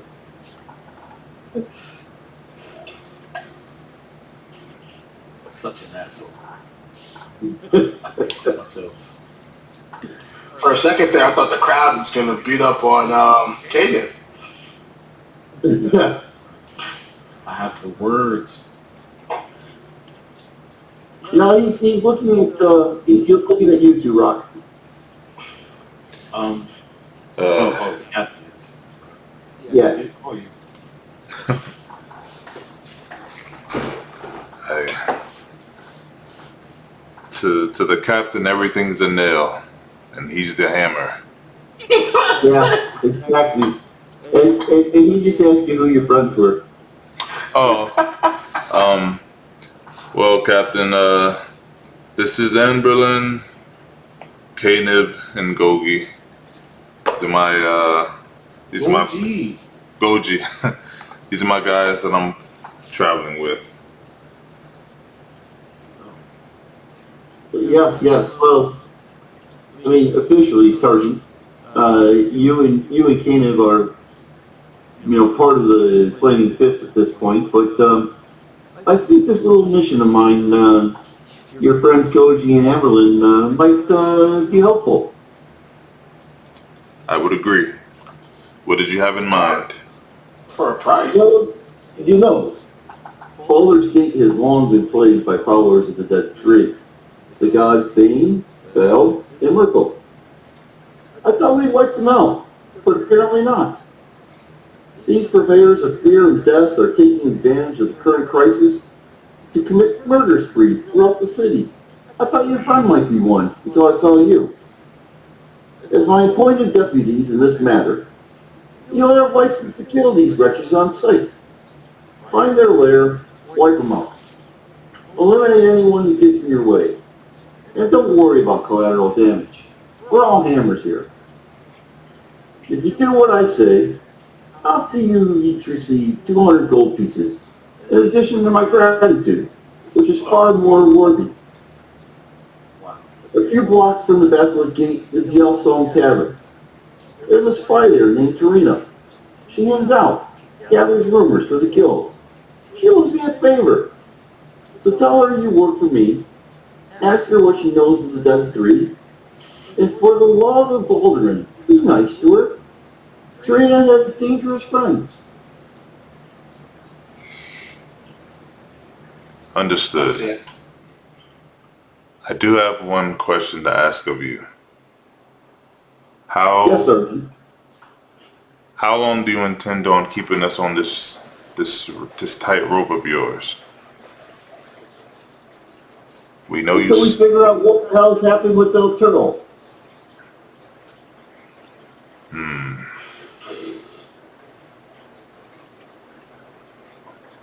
A blank check and a license to kill? Listen, I'm down for a ride.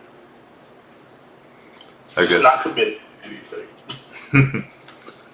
All right, Captain. I guess we'll continue this conversation after this first mission is taken care of.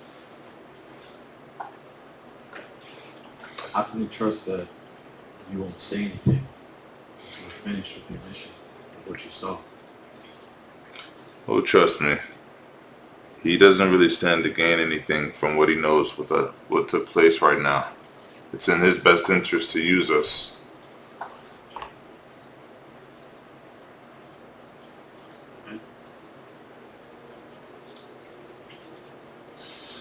All right. So, Oh, I say under my breath to Kris, like I whisper to him, seems like you're off. Kanib, seems like you're off the hook, huh? Nudge, nudge. We'll see, man. We'll see.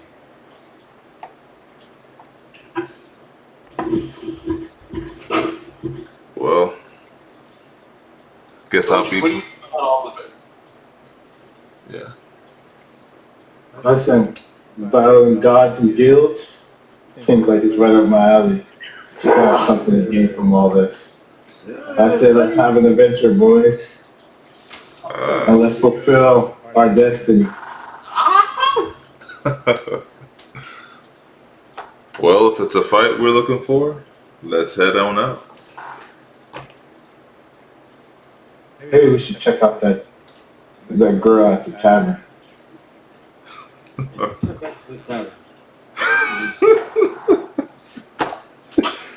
Kanib, you make guys sure are you so don't try to easily. talk to this one.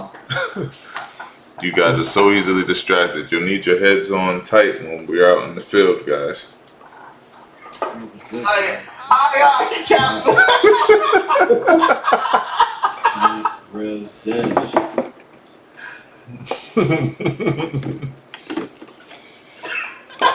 Alright, are you guys going to head back to the original tavern that you started at, or are you going to go to the Elson tavern?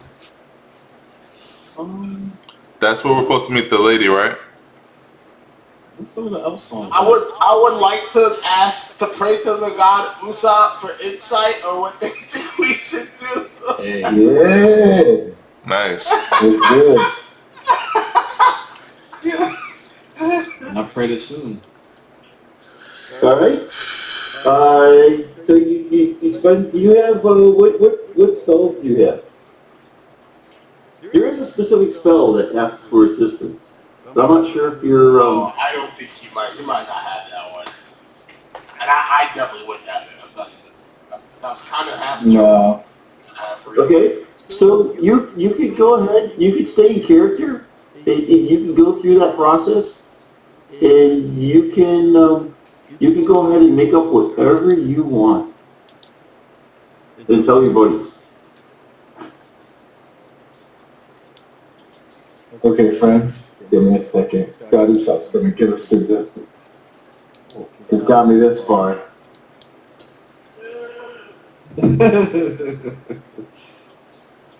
God Usopp, you hear my cry. Show us which way to go. Me and my 3 companions, they shall one day serve you, but take me, your loyal servant. Feed me the knowledge I must know.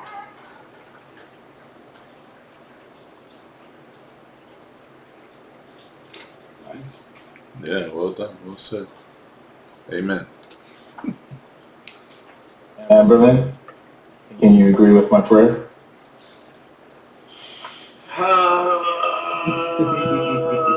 I guess. I think we should venture forth to the Elfsong Tavern.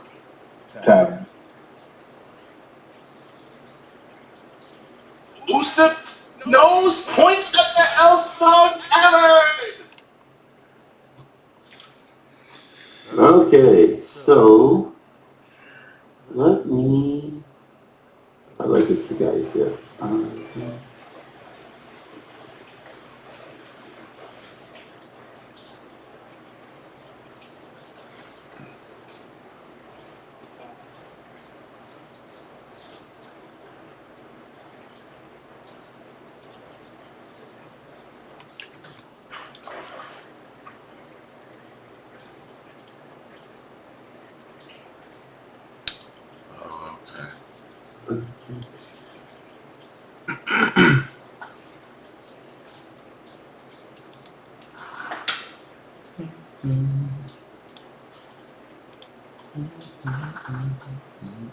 I know there's a way to bring you guys, but maybe for now this is what I need to do. Cool.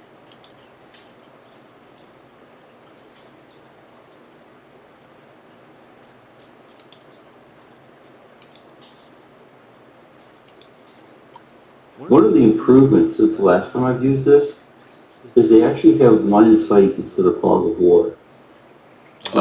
So you guys, you should be able to see. Alright, so you should be on the map. Mhm. Do you see the map of a new tavern?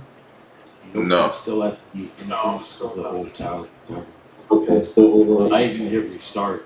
Oh, I know. I see. Hold on. I have to bring you guys here. Alright. Alright. Yes, sir. It's been a while since I've used this. So, okay, 2 floors. Alright, so, and it should work in such a way that you could see through window, like it should provide line of sight. So wherever you move your characters, it should actually Yeah, change your line of sight. Sure. Yeah. I'm usually Nice. walking through the door. So you should be able to click on the door to open up the door. Click on the door. Yes, you maybe I have to do it for you. Just let me bust in there like a. Oh. Do you see a red marker for where the door is? No. I just see the door. I just walk right through it. Right. Ah, there we go. Oh, I have to do it for you. Okay. So now that door is green. And this door, I'm going to just make it green. Oh, closed it. And now I opened it. I Okay. see the light. Yeah, we see the light. Yeah. For the The viewers. line of sight changed, but Yeah. there's no color to the door. Right. So there's no color for you guys. Okay, so I have, again, this is new capability that they've added. Yeah. So I haven't played with it, so I'm figuring it out along with you. Yeah. No All problem. right. So let's see here. So let's talk a little bit about the Elf Song Tavern. Okay. Just real Let's quick, talk DM, about. I meant to say this before. Yeah. As we like started heading like from the gate, I want to begin to ritual cast Find Familiar. I'm gonna summon a raven. That takes a while. Like ritual. Yeah, it's like 15 minutes or something like that. Yeah, I think actually for me it's like an hour. So it's gonna take some time for me to do it. But I just wanted Okay. to get do that. Well, if you guys want to say that you guys took a rest at a Before Yeah, heading just up- over to the tavern. yeah.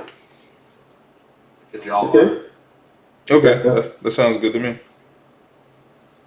All right. So you guys found a place there in the city, a little open space there, maybe in front of a market, where Anberlin sat down on a bench, goes through his ritual casting, and the what is it that you I wanted to cast Find Familiar to summon my raven, Moonlight. Raven? Okay, excellent. And describe how your raven comes in.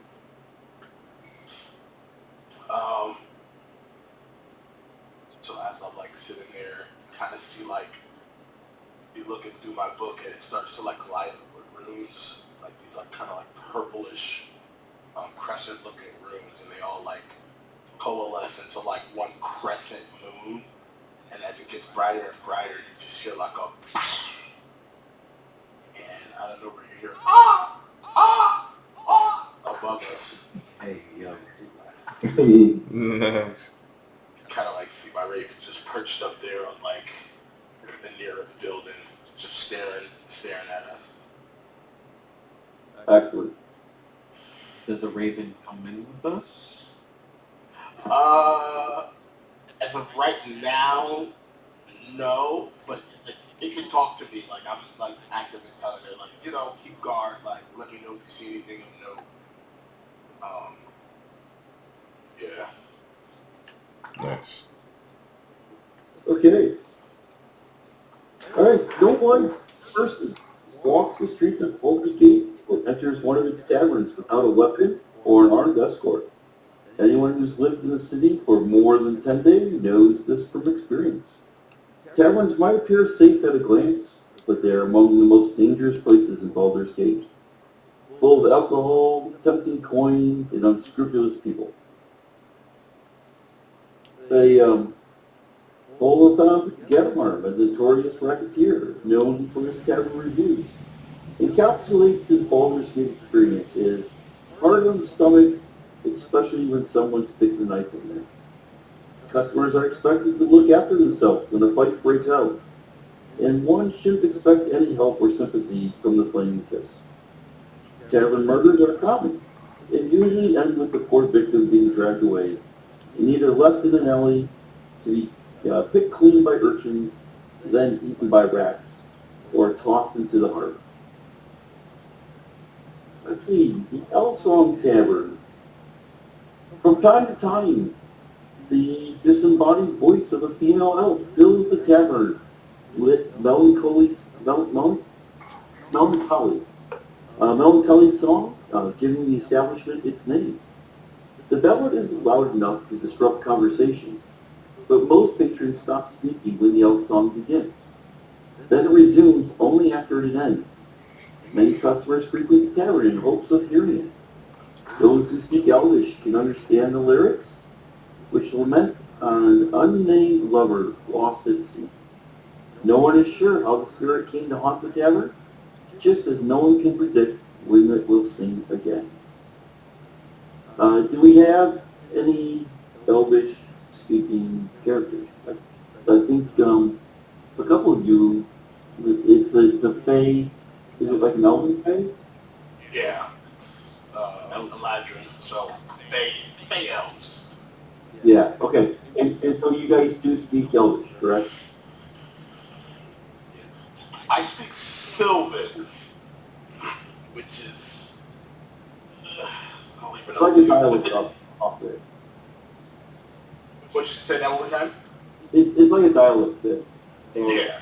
so it's a dialect of Elven. Okay. Anyone else speak Elven? No. All three of us are Hellfire, right? Or is it just me and you? Just me and you. Brendan's a Goliath and Zay's a SMR. It would just be me and you.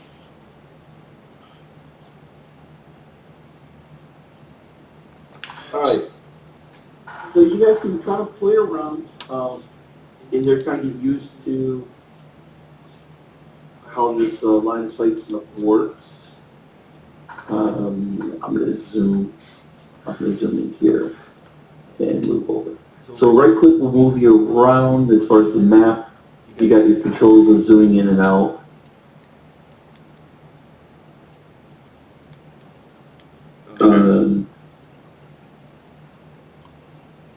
Okay, everybody can give me we'll use a history check. Yeah, like everybody give me a history check. Okay. Am I still rolling with advantage on history or no? Not for this one. Okay. You know your bad rolls out the way, bro. And apparently I'm getting all my good ones out the way. Hey, Okay, yo. Nice. I got a 17. Okay, Anberlin again in 2 up. All right. Wow. Hold on a second. I'm gonna give you each a little bit of info here. While you're doing that, I'm gonna order a round for all of my friends. I'm gonna say, hey, barkeep, 4 of your best lagers. Drinks on me tonight, boys. And I'm gonna say it loud enough so we're noticed. Nice. Alright, so who got the 17? 2 rock. 2 rock. Alright. You right. I can't help it. Hey Rick, I just wanted to confirm something. You said a guy, was it a soldier that came in unarmed, you said early? Flaming fist soldier? It was a soldier earlier that came to the other tavern that you guys were at. Oh, not this one that we're at now? This one is a different tavern that you're at now. Okay, gotcha. The other one, we'll call that one the Green Dragon.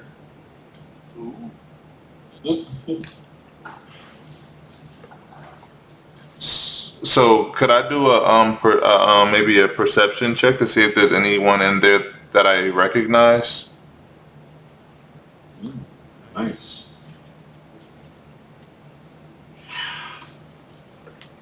Alright, 2 rock, I just gave you Some information. some rumors that you've heard about the current owner of this inn. And then who had the 23? That Anberlin? Yep. Only Anberlin with that information. All right. I'm gonna give you the same info, but I got a little bit more for you. Sure. Nice.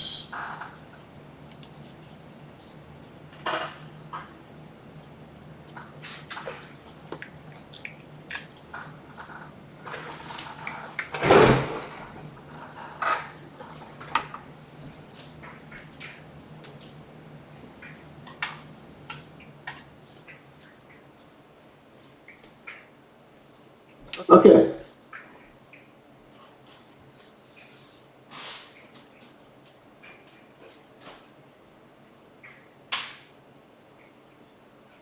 All right, I've passed that info. That's just some info that you've accumulated over your time there at Baldur's Gate. The two of you have heard of this place before, and know a little bit of something about the owner. At least that's what the rumors say. So when you guys come in here, you notice it's kind of a happening place.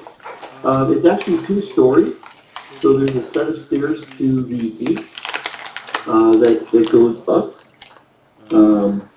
There's a number of there's like the common area, which you guys are in right now. There's a number of private rooms for dining. There's a number of doors that aren't open that go to other areas. In the main level here, there's a lot of discussion, a lot of like groups at the different tables. A couple people here and there on their own. But there's a lot of gaming noise, if you will, that's coming from upstairs. It seems like the upstairs is where the action is. The downstairs is where people are eating or discussing. It's not that it's quiet, but it's not as loud as the noise that's coming from upstairs.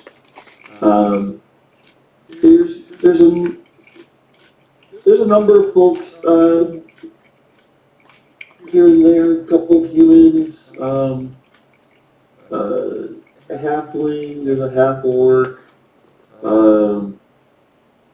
a table that has a couple of acolytes sitting at it. And a table that's got a couple of halflings to it. You guys said that you're going to mosey up to the bar. There's a half-elf barkeep that says to you all, welcome my friends. Welcome to the Elfstone Tavern.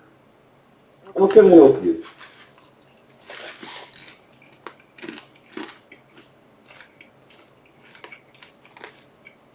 I say, I don't believe you remember me, but I distinctly remember you. Alan, right? It's good to see you. Yes, Alan, that's it, but, pretty much everybody knows me. I've been here for quite a while. Yes. Listen, I've probably poked my head and moseyed around in here once or twice, but man, I've heard such great things about this bar. I had to come check it out for myself. Well, thank you. It's very well known for our haunt.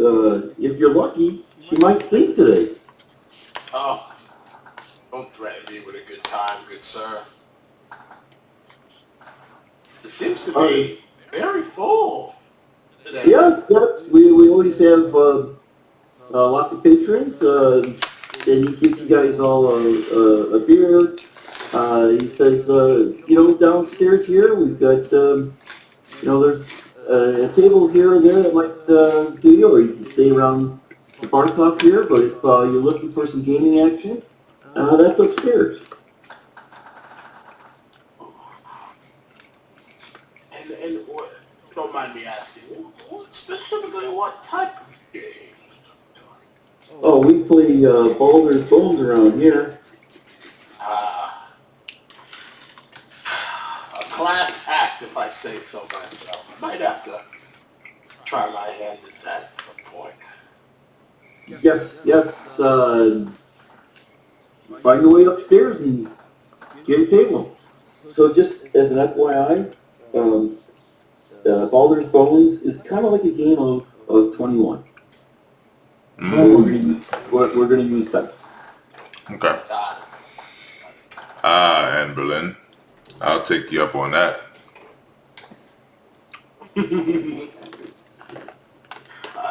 Turok, I took you for more of the straight and narrow side. Didn't know you had an edgy side to you. Well, I'm always up for a challenge. Oh God, are you a secret dice shark? Let me find out. You act like you don't know how to play. You're the best player here. One way to find out. Precisely. Well, let's head on up. Hey guys, we'll be can't go upstairs. without me. I guess the gang is coming in as a group. All right. I'm gonna look around. Yeah. Just the general area. Are there any kind of single-looking drunk women around?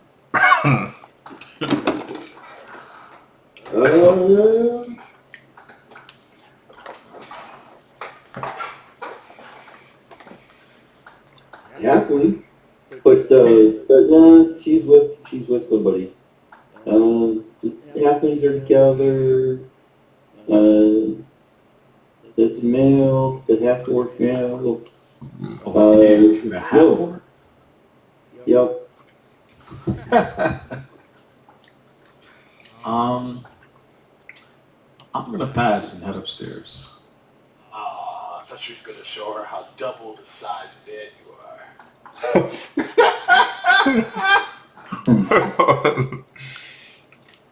No, this is half business, half pleasure, so I want to keep a low radar. I see what you did there.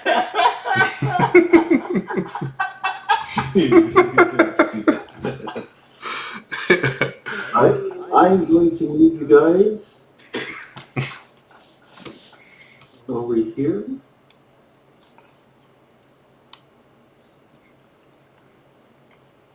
Nice. Alright, there's a set of steps, the stairs that lead to the stairs downstairs there, right behind you.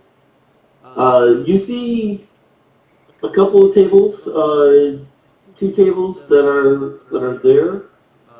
You see a couple of couches and a number of doors.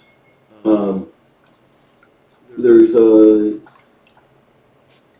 at the two tables, one of the tables is looks like several humans. And the other, the table that is closest to you, has a female human that sits by herself. And then there are, on the other side, there are two kind of ruffian-looking human males, and there are a number of chairs that are available.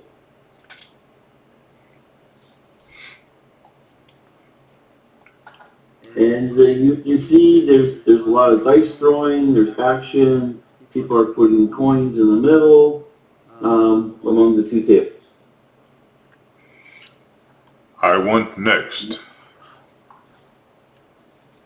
I'm gonna head to the table with the female and just kind of get some information. Okay, so we'll put, just because I don't have any other token, I'm going to put her there. And then the two guys, let's see here.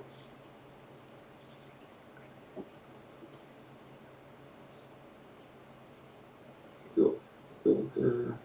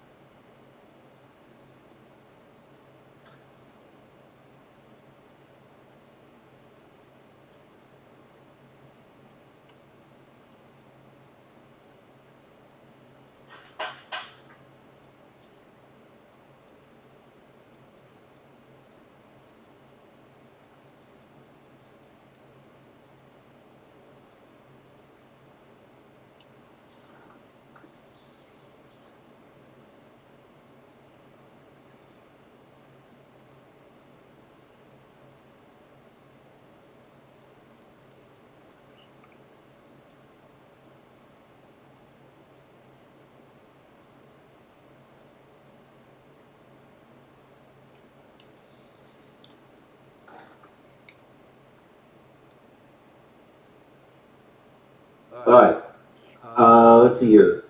Kanib, I'm going to move you back over to this table. That other table, I'm not going to put anybody around it. That other table is completely filled. So this table has a dealer. Alright, the dealer is going to be the one in blue. The two guys are there. The female is going to be here. Oh, her. Okay. Yeah, well, yeah, why not? What the hell?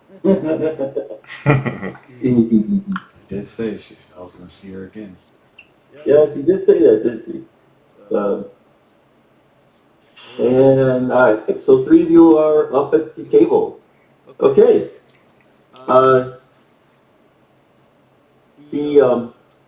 The dealer says that you have to throw in 5 coppers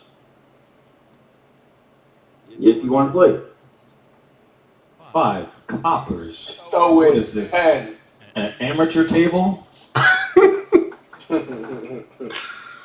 Count me in. So the first two guys, each of them, put in their 5 coppers. All right. 2 rock.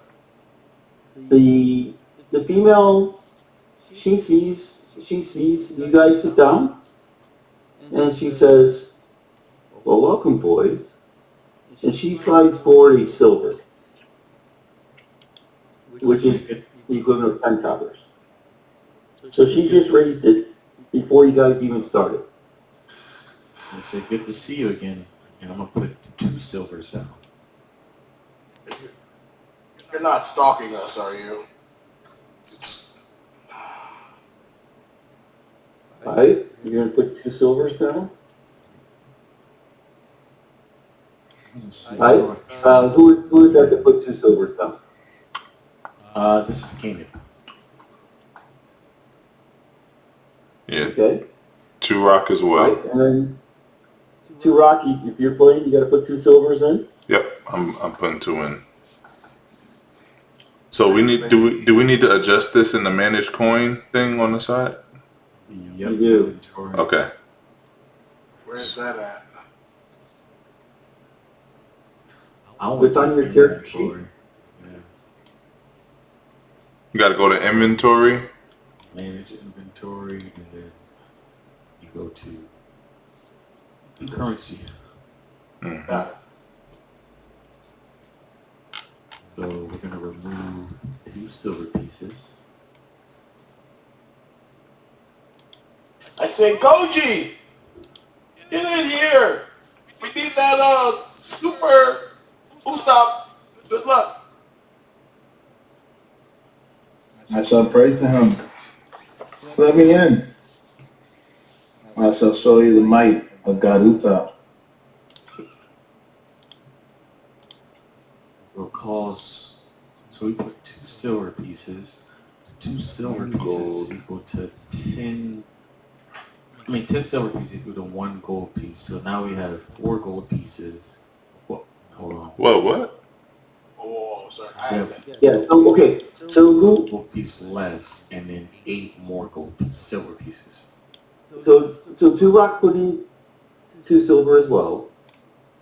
Did Anberlin put in 2 silver? Yes. I would like to raise it to 5 silver. Damn, son. Anberlin's raising it to 5 silver. Okay. All right.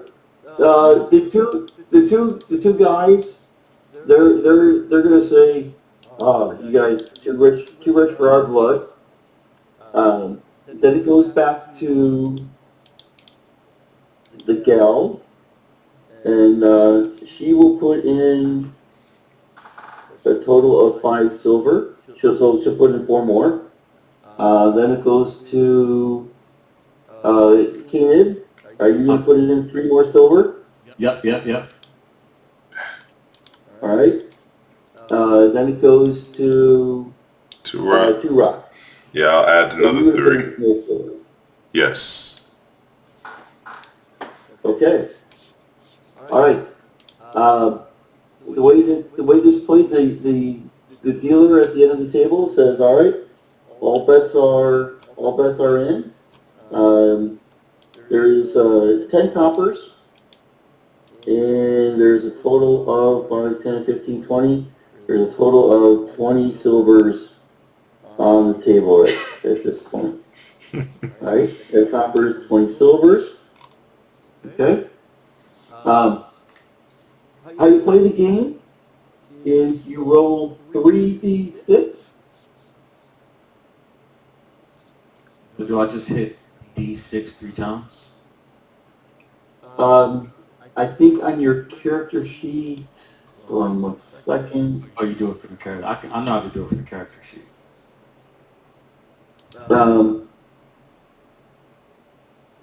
If you're on your character sheet, you can go to the dice, right click on it, and I think you can pick 3 or 3d6.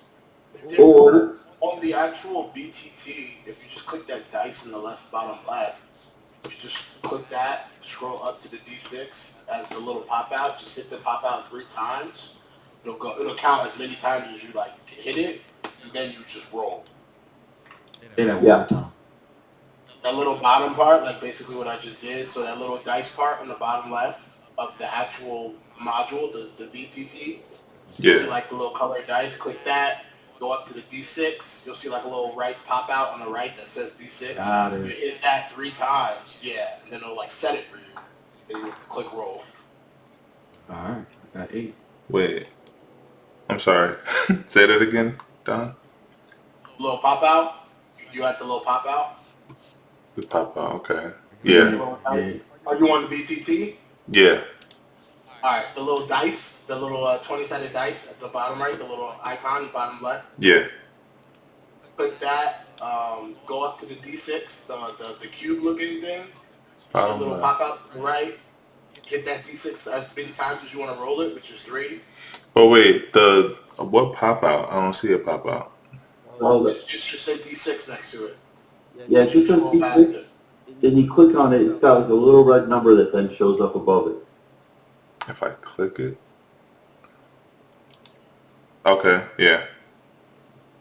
Oh, okay. And to then the left of that, then hit roll. There's a button that says roll. Yeah. Like I just rolled 5 of them. Okay. So I just need to do 2d6, right? 3. Oh, 3. Okay. Got it. My bad.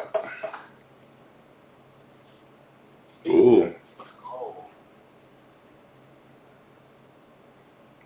Hot hand. Okay. All right. The way this is played is that we go around. If you roll a total of if you exceed 21, so if you roll a total of 22, you busted and you are out. And so what we'll do is we'll start with her. So she has an 11. So she's going to roll a die.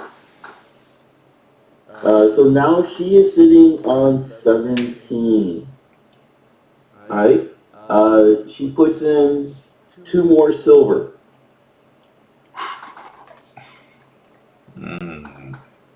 Wrong with. Alright. So now we go to Kanib. Kanib, what are you sitting on? I'm sitting on an 8. I'm definitely gonna roll another dice. Alright. It's going to cost you 2 silver. I'll roll that and put that in. Got a lot of praise for you. Silver piece. 2 more. Move. Then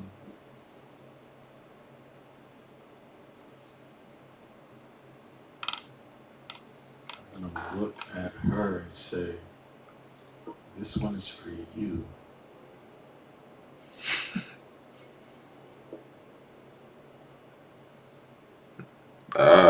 13, huh? I'm gonna roll another one. Well, you can on the next turn. So what are you up to now? Okay. So 8 plus 5 is 13. Okay, so you are up to 13, and you've added 2 silver. Okay. All right. 2 rock. Where are you at? I'm at 13. I will roll. So I'll spend 2 more silver. Yep, 2 silver to stay in. Okay. And let's roll. To roll out. So 14. Nice. All right, you're sitting at 14. Okay. Anberlin. You know it, baby. Slide my 2 silver in and duel. That makes me Alright. 10. That brings you up to 10. Yes, sir. Damn, Okay. Anberlin looks looking good. All right. She slides. She doesn't roll anymore at this point. She slides 3 more silver. All right. Kanib. You put 3 more silver in, and do you roll a die? So while we're playing, I'm just gonna ask her. So what family do you belong to? You seem pretty wealthy.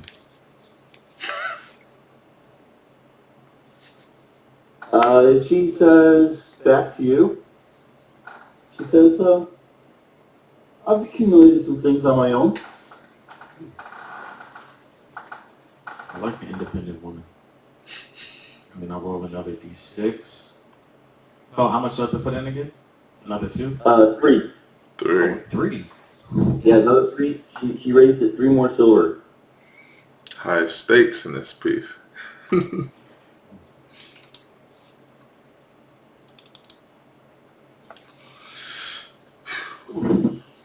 Alright, so you are up to 17 now.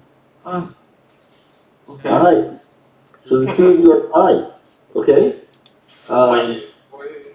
Next comes 2 rock. In there. Show him how it's done, coward, baby. So I paid my 3 silver and I'm rolling. Full P7, man. That Alright. takes you up for 20. 20. I'm gonna stay put. Alright, wow. Coward! Okay. Alright. Next comes Anberlin. Wait for me, coward! You're sitting on 10. Okay! I'm up to 13! Alright. You're up to 13. Make sure that you take your 3 more silver off. Yes, sir. Okay. It goes back to her. Better fold. She doesn't have a choice. She's going to roll. She's looking for a 1, 2, 3, or 4. She busted out. Let's go. She's at a 23. The only way to put that. Hey, yo. Nah, I'm so sorry. All right. The 18 plus game, bro. Kanib. Your choice. You can roll or raise. I'm gonna just roll. That's Okay. a lot. You're at a 17 too. You're looking for a 4 or less. 4 low, okay? Yeah, you really, yeah, 4 or less. No! Oh!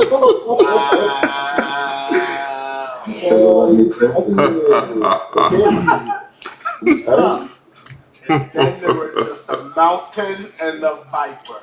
That comes down to 2 rock. 2 rock. You can roll if you want to, or you could raise it. I'm going to raise. Wow, you got me in a corner. Alright? Let's see. I'm gonna raise 1 gold piece. Okay.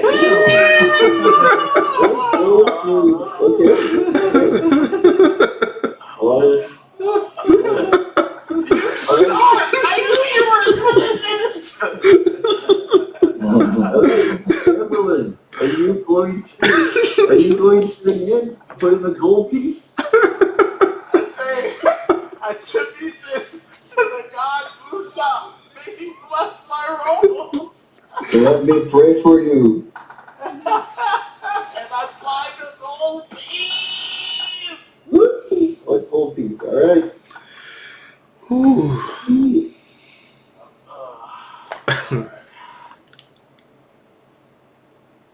I'm at 18.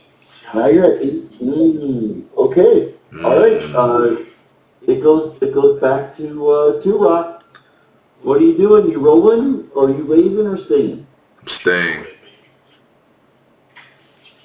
I'll stay. You're staying. Okay. Yes. All right. Anberlin, you're looking for a 3, a 2, or a 1. I'm getting the 3 right here. For the glory of House Stormbreach! Oh wow. All right, so we go back to 2 rock. 2 rock. Are you raising? Or are you staying? I raise. Yeah! 1 more gold piece. 1 more gold piece.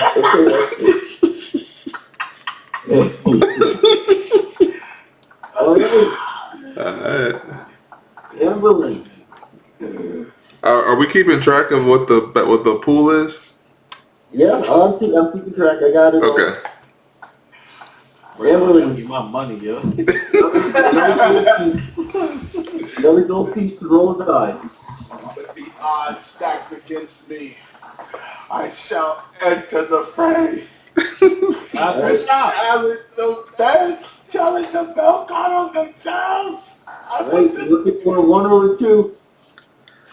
Give it to me! Let's go! What? What do you want?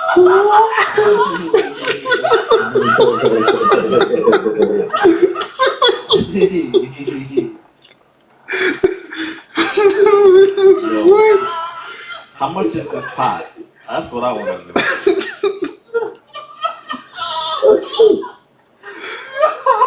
Oh my gosh. 2 rock. Yes. You have to roll a die to stay in. Yeah, I do. All right, here we go. You look for a 1.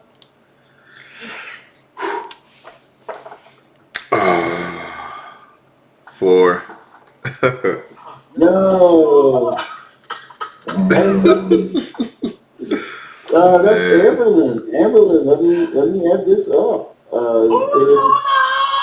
There's a total of 4 gold There's a total of, let's see, 20, 25, 30, 35, 40, 40 silver, Mm, Damn. and 10 coppers.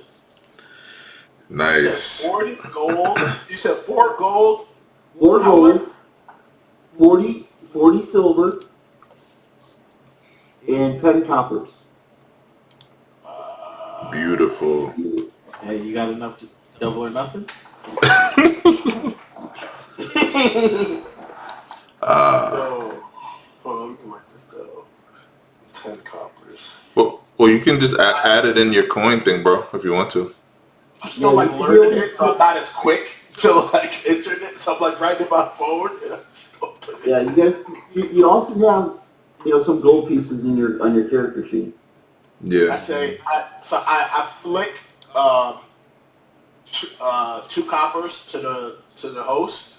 The host, okay. I flick a silver to the girl, to Kanib, and to D-Rock, and then I flick a gold piece to Gogi and wink at Gogi.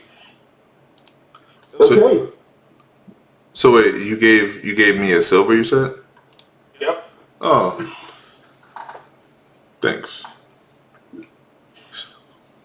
Okay. Alright. I haven't really learned to double or nothing yet, but appreciate it.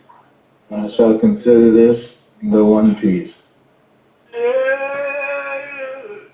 And then I look at the girl and I say, listen, sometimes we blow our loads a little too early, but perseverance, that counts.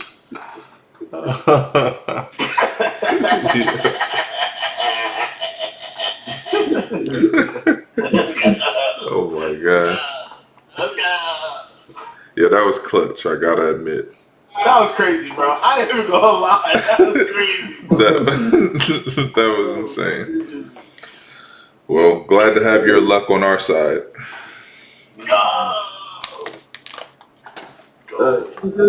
She says to you, so what brings you to the Elsong Tavern? Parker looking for somebody. Other than like a great time at whatever this game is called, Boulder's Bone. Boulder's Bones, looking for some good vibes, the good laughs, maybe some wine, a little bit of intrigue, maybe a tavern brawl here or there, some little gnomes talking shit.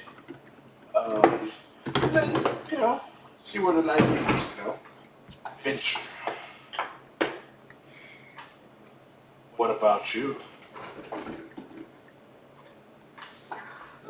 She says that, let's see here. She says, well, I'm in good standings around here. I get occasional work.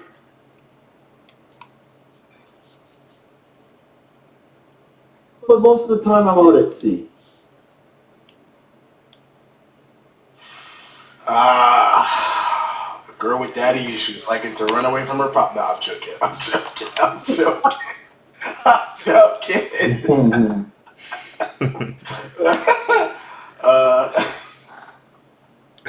At sea, you say. Wait, which one? Aren't one of you guys a swashbuckler out of game? Or like a... Oh, no, dude. Oh, no. Wait, yeah, Gogi, right? No? Out of game? No, I don't think so. Oh, yeah, okay. Oh, no swashbuckling background. Okay, I don't have a sea background, so. Interesting. Are we talking more on straight and narrow side, or are we talking more of other things? Hey Rick, could you remind me what the mission that the captain gave us was? Sure. Let me go back to that here for a second. We have to find all the bad dead gods, people, and cultists. Right. A few blocks from Basilisk Gate is Elfsong Tavern. A spy named Tarina hangs out there, gathering rumors for the guild. She owes me a favor, so tell her you work for me. Ask her what she knows of the Dead Three. And for the love of Baldwin, be nice. Tarina has dangerous friends. Okay. Hey, What's this girl's name again? hey, Anberlin. You want to ask your friend if she knows a girl named Tarina? Would you whisper that to me? Yeah. Say, sure. Hey, hey, buddy. Do you happen to know a certain person named Tina? We're kind of looking for her. Tarina. Tarina. Oh, Tarina.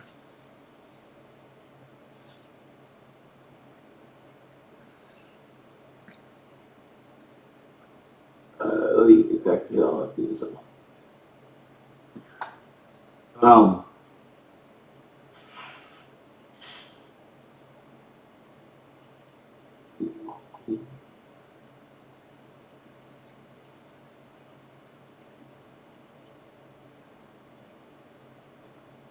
Yeah, I'll just grab the whole thing because there's info in there. I'm gonna put this into the box text. Okay. So I should say who said it.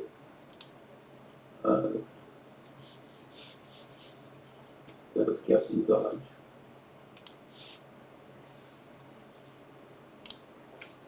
Just that way you can reference it. Right. If I can spell Captain correctly. There we go. Okay. Alright, back to our game. Who was talking to her? I asked her if she, knew who Tarina was and where to find her. She asks, well, who's asking? Uh, where are my manners? I don't believe we actually have been introduced. I am Anberlin of House Stormrage. Pleased to meet your acquaintance. Yes. And your friends? This right here, the tower, the mighty man of meat himself, Turok, Sergeant, the Flaming Fist ranks, retired, brought back in, a crusade. And next to him, the lovely lover boy himself, the watcher among the walls, savior of the cosmos, Kanib. And behind him, the one who is behind us all, our good fortune himself, the warrior, the crusader, the cleric, Amusab, the mighty Gogi. Stop your charades. Just get on with it. Yes. It's interesting. Retired, but brought back into the Flaming Fist? I was hoping I wouldn't have to discuss this. But yes, I retired about 2 weeks ago and some mess got me stuck back in it again. I'm sure there's an interesting story there. One you won't learn about today. So who's asking for Tarina? Well, I am. You are. I hear she frequents this place quite often. Do you know where I can find her? Well, what's to you? And why? Well, let's just say I'm willing to pay for good information. Well, you didn't tell me why. Well, does 2 pieces of gold make why matter any less? Well, if I know Trina, the why is probably pretty important. We're Well, friends.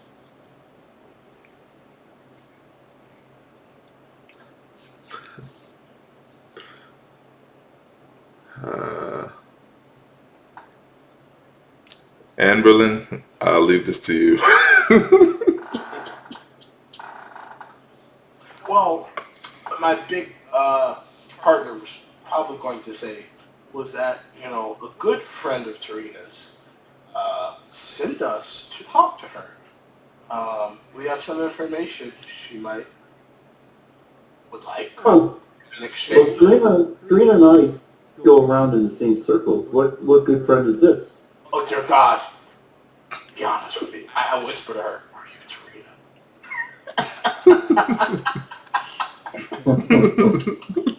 Tarina? He whispers back. It depends who's asking. I don't do that. I don't freak out, but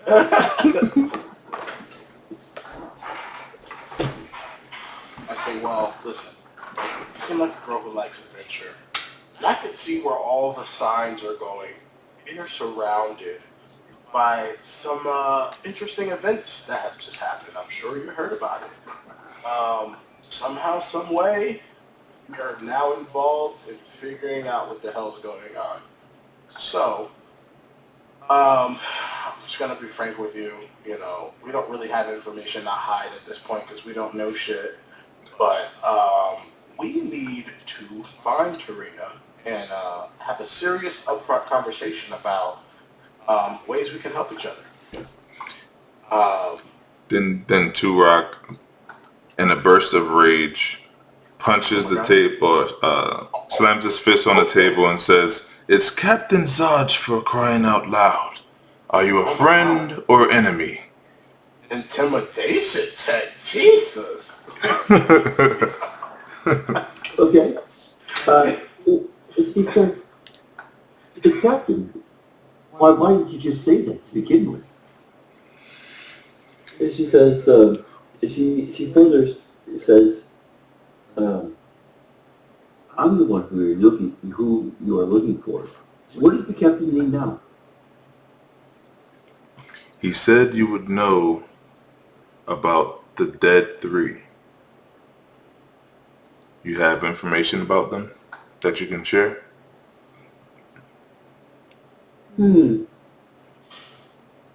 I do. How good are you guys in a fight? Well, I'm itching for one after that loss.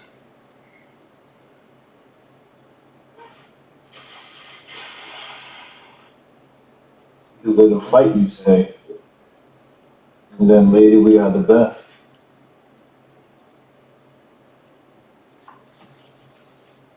She says, Are you talking about like a pillow fight?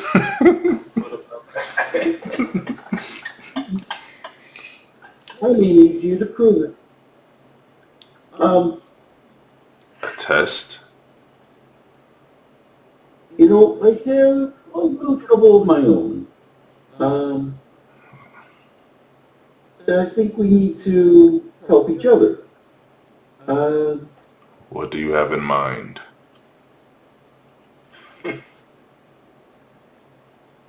Where is it?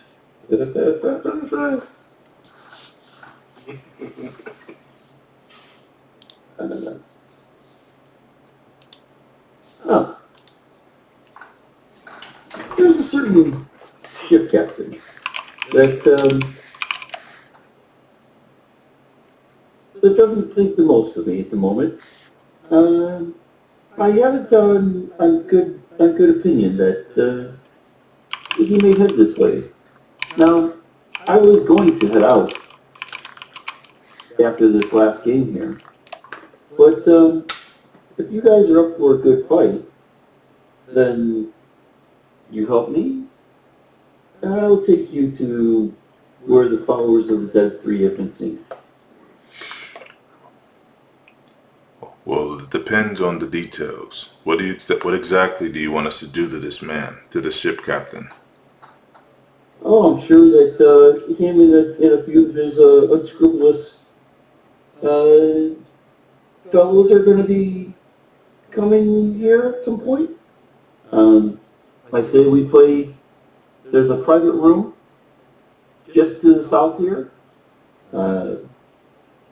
We can play some games until they appear, and we'll have it up. All right, sounds fine to me. What do you guys think? Are you on board? My dear boy, I'm always down for a good shaking. I'm 100% down. Let's go. All right. Okay. All right. So there is a room. We open up the door there.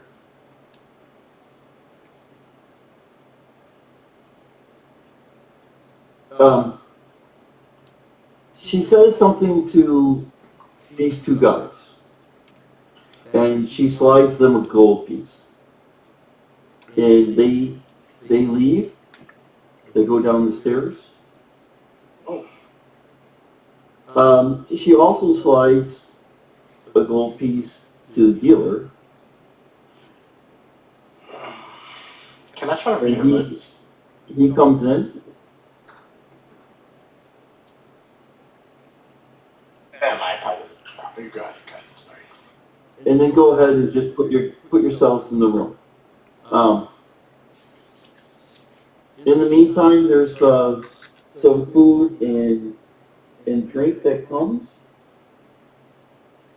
And also, I am not going to sing this. But while you guys are there, playing for coin,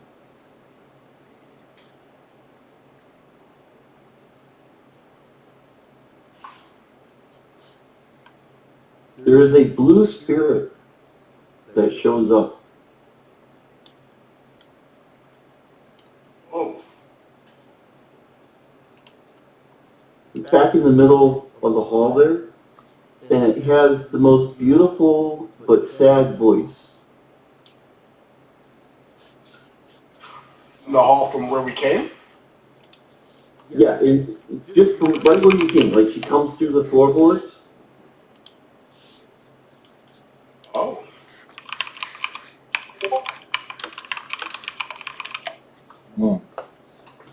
And she sings this song. Oh, sing a song of El Toro, of water, woods, and hills. The sun dawns on her ruddy cliffs, and fields green and still. This land of long abiding joy, home of the strong and brave, renowned by all across the realms, and never once a slave. Oh, sing a song of El Toro, when foes are at her door, her fields torn by cloven feet, from some infernal shore. Arise, the mighty hell riders, take up your swift keen swords, then charge into the hellish fray, and scatter devil hordes. Oh, sing a song of El Toro, and when the night does fall, sleep safe beneath the companion's light, until the dawn does call. We're bound by mortal covenant that only ends with death, and so we'll sing of El Toro until our final breath.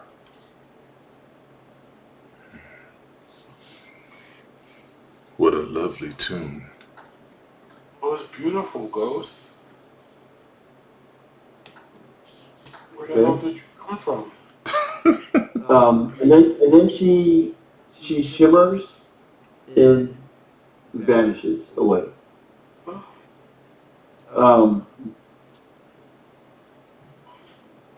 Karina, you guys can give me a perception check. Did we lose Kris?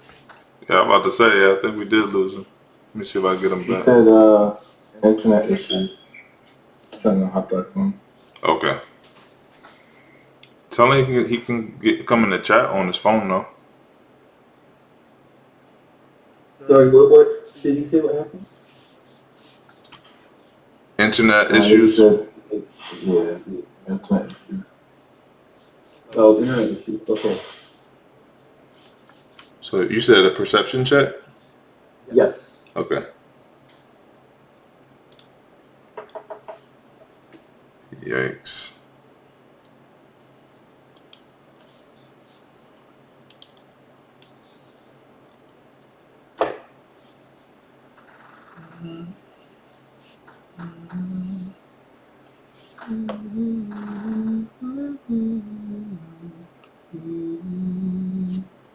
All right. What do you guys get? A 7, a 13, and a 17. All right. Gogi, you realize that during the singing of this tale, Tarina, like she's standing there open mouth, like expressionless, like almost in a state of shock.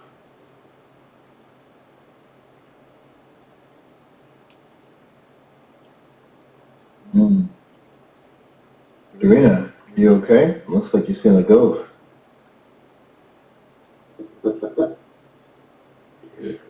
Uh, she shakes her head.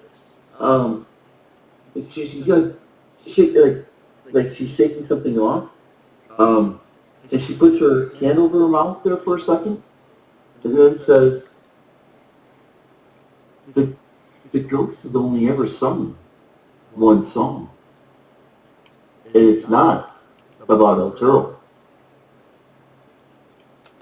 And what she was singing about, these Hell Riders, they're so named because long ago when they descended into the Nine Hells on horseback to fight the devils, most of them never returned.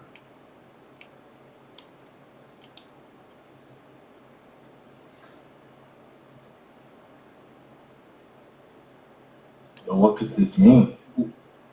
Why did they go to the Nine Hells?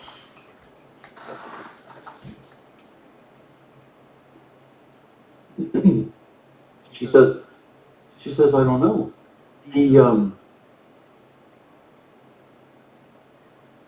The ghost has always sung about, where is it,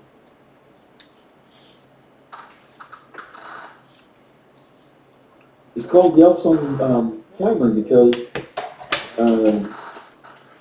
she's always sung a ballad in regards to what? Oh, in regards to losing her unnamed lover lost at the sea. That's all she's ever sung about. Something is up. Something is wrong.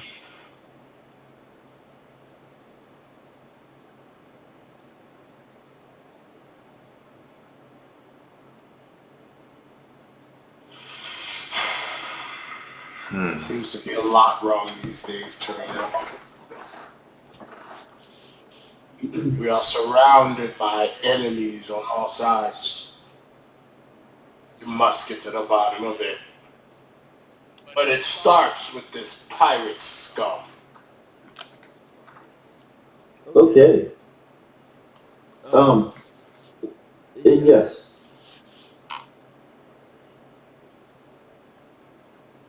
You see and you hear.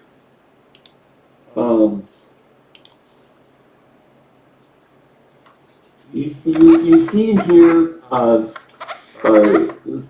the sound of very loud footsteps coming up the stairs. And the first two who pop out are those guys that were there at the table. and they point in the direction towards where you all are at, and they say, there. And you hear a loud voice that says, where is Tarina, the one who loves to cheat at Baldur's Bones? And with that,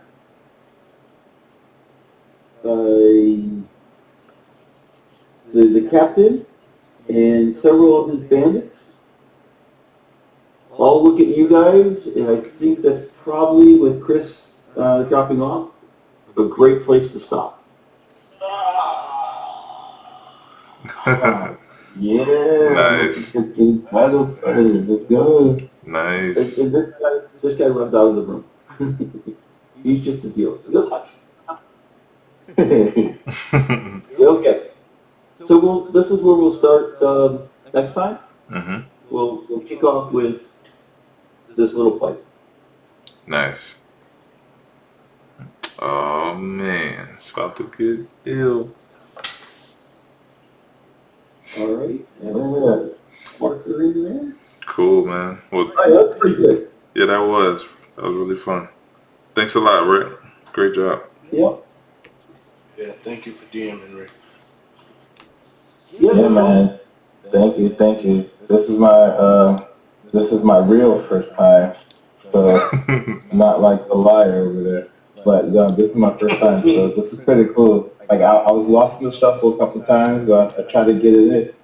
But I'm definitely excited for round 2 of this because I feel like it's gonna be a lot of fun. Yeah, agreed, man. Yeah, this is great. I think we got pretty much where I was kind of hoping. I didn't think we'd actually, get to here, but this is perfect. So we'll continue here, and then once you guys fight Kris, she will take you to. Is that Kris, real quick? Yeah.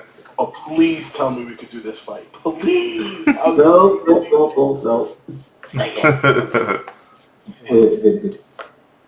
Yeah. You gotta leave some suspense for the next time. Yeah. This is like the perfect spot to end at. Right. All right. Cool. Bye, guys. It's all good, bro. All good. We were just saying we stopping at this right before this fight. So I think the ship captain and 2 goons came in the room, and we're about to. They knocked you out, bro. It was like, for some reason, like, the ghost put you in a trance. Like, you heard the ghost. Oh my god. They put you in a trance, so the captain walked in and pistol whipped you with his blunderbuss. It's like, Right. Yeah, Kris, I don't know if did you catch the ghost? Nope. All right, so there was a ghost. And I posted the ghost song there in the box text channel, and one of the things that happened was that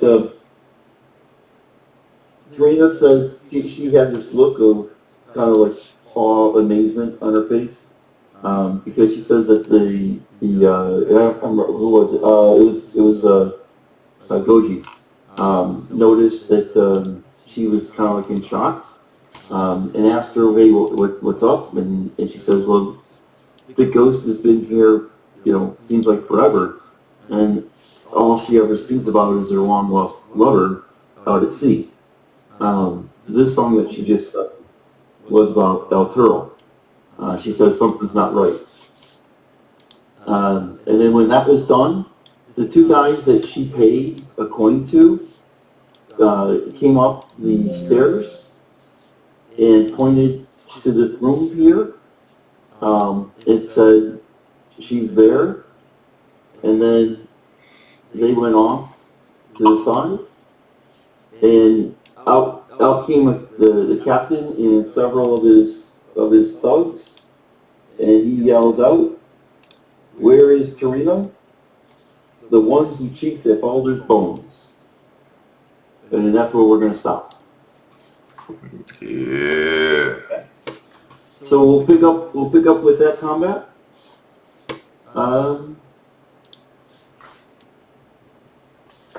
Let's pick up the calendar here. In 2 weeks. 2 weeks, okay. Okay. So 28th, 5th, and 12th. 12. All right. October 12th, baby. I'm going to put that in my calendar right now.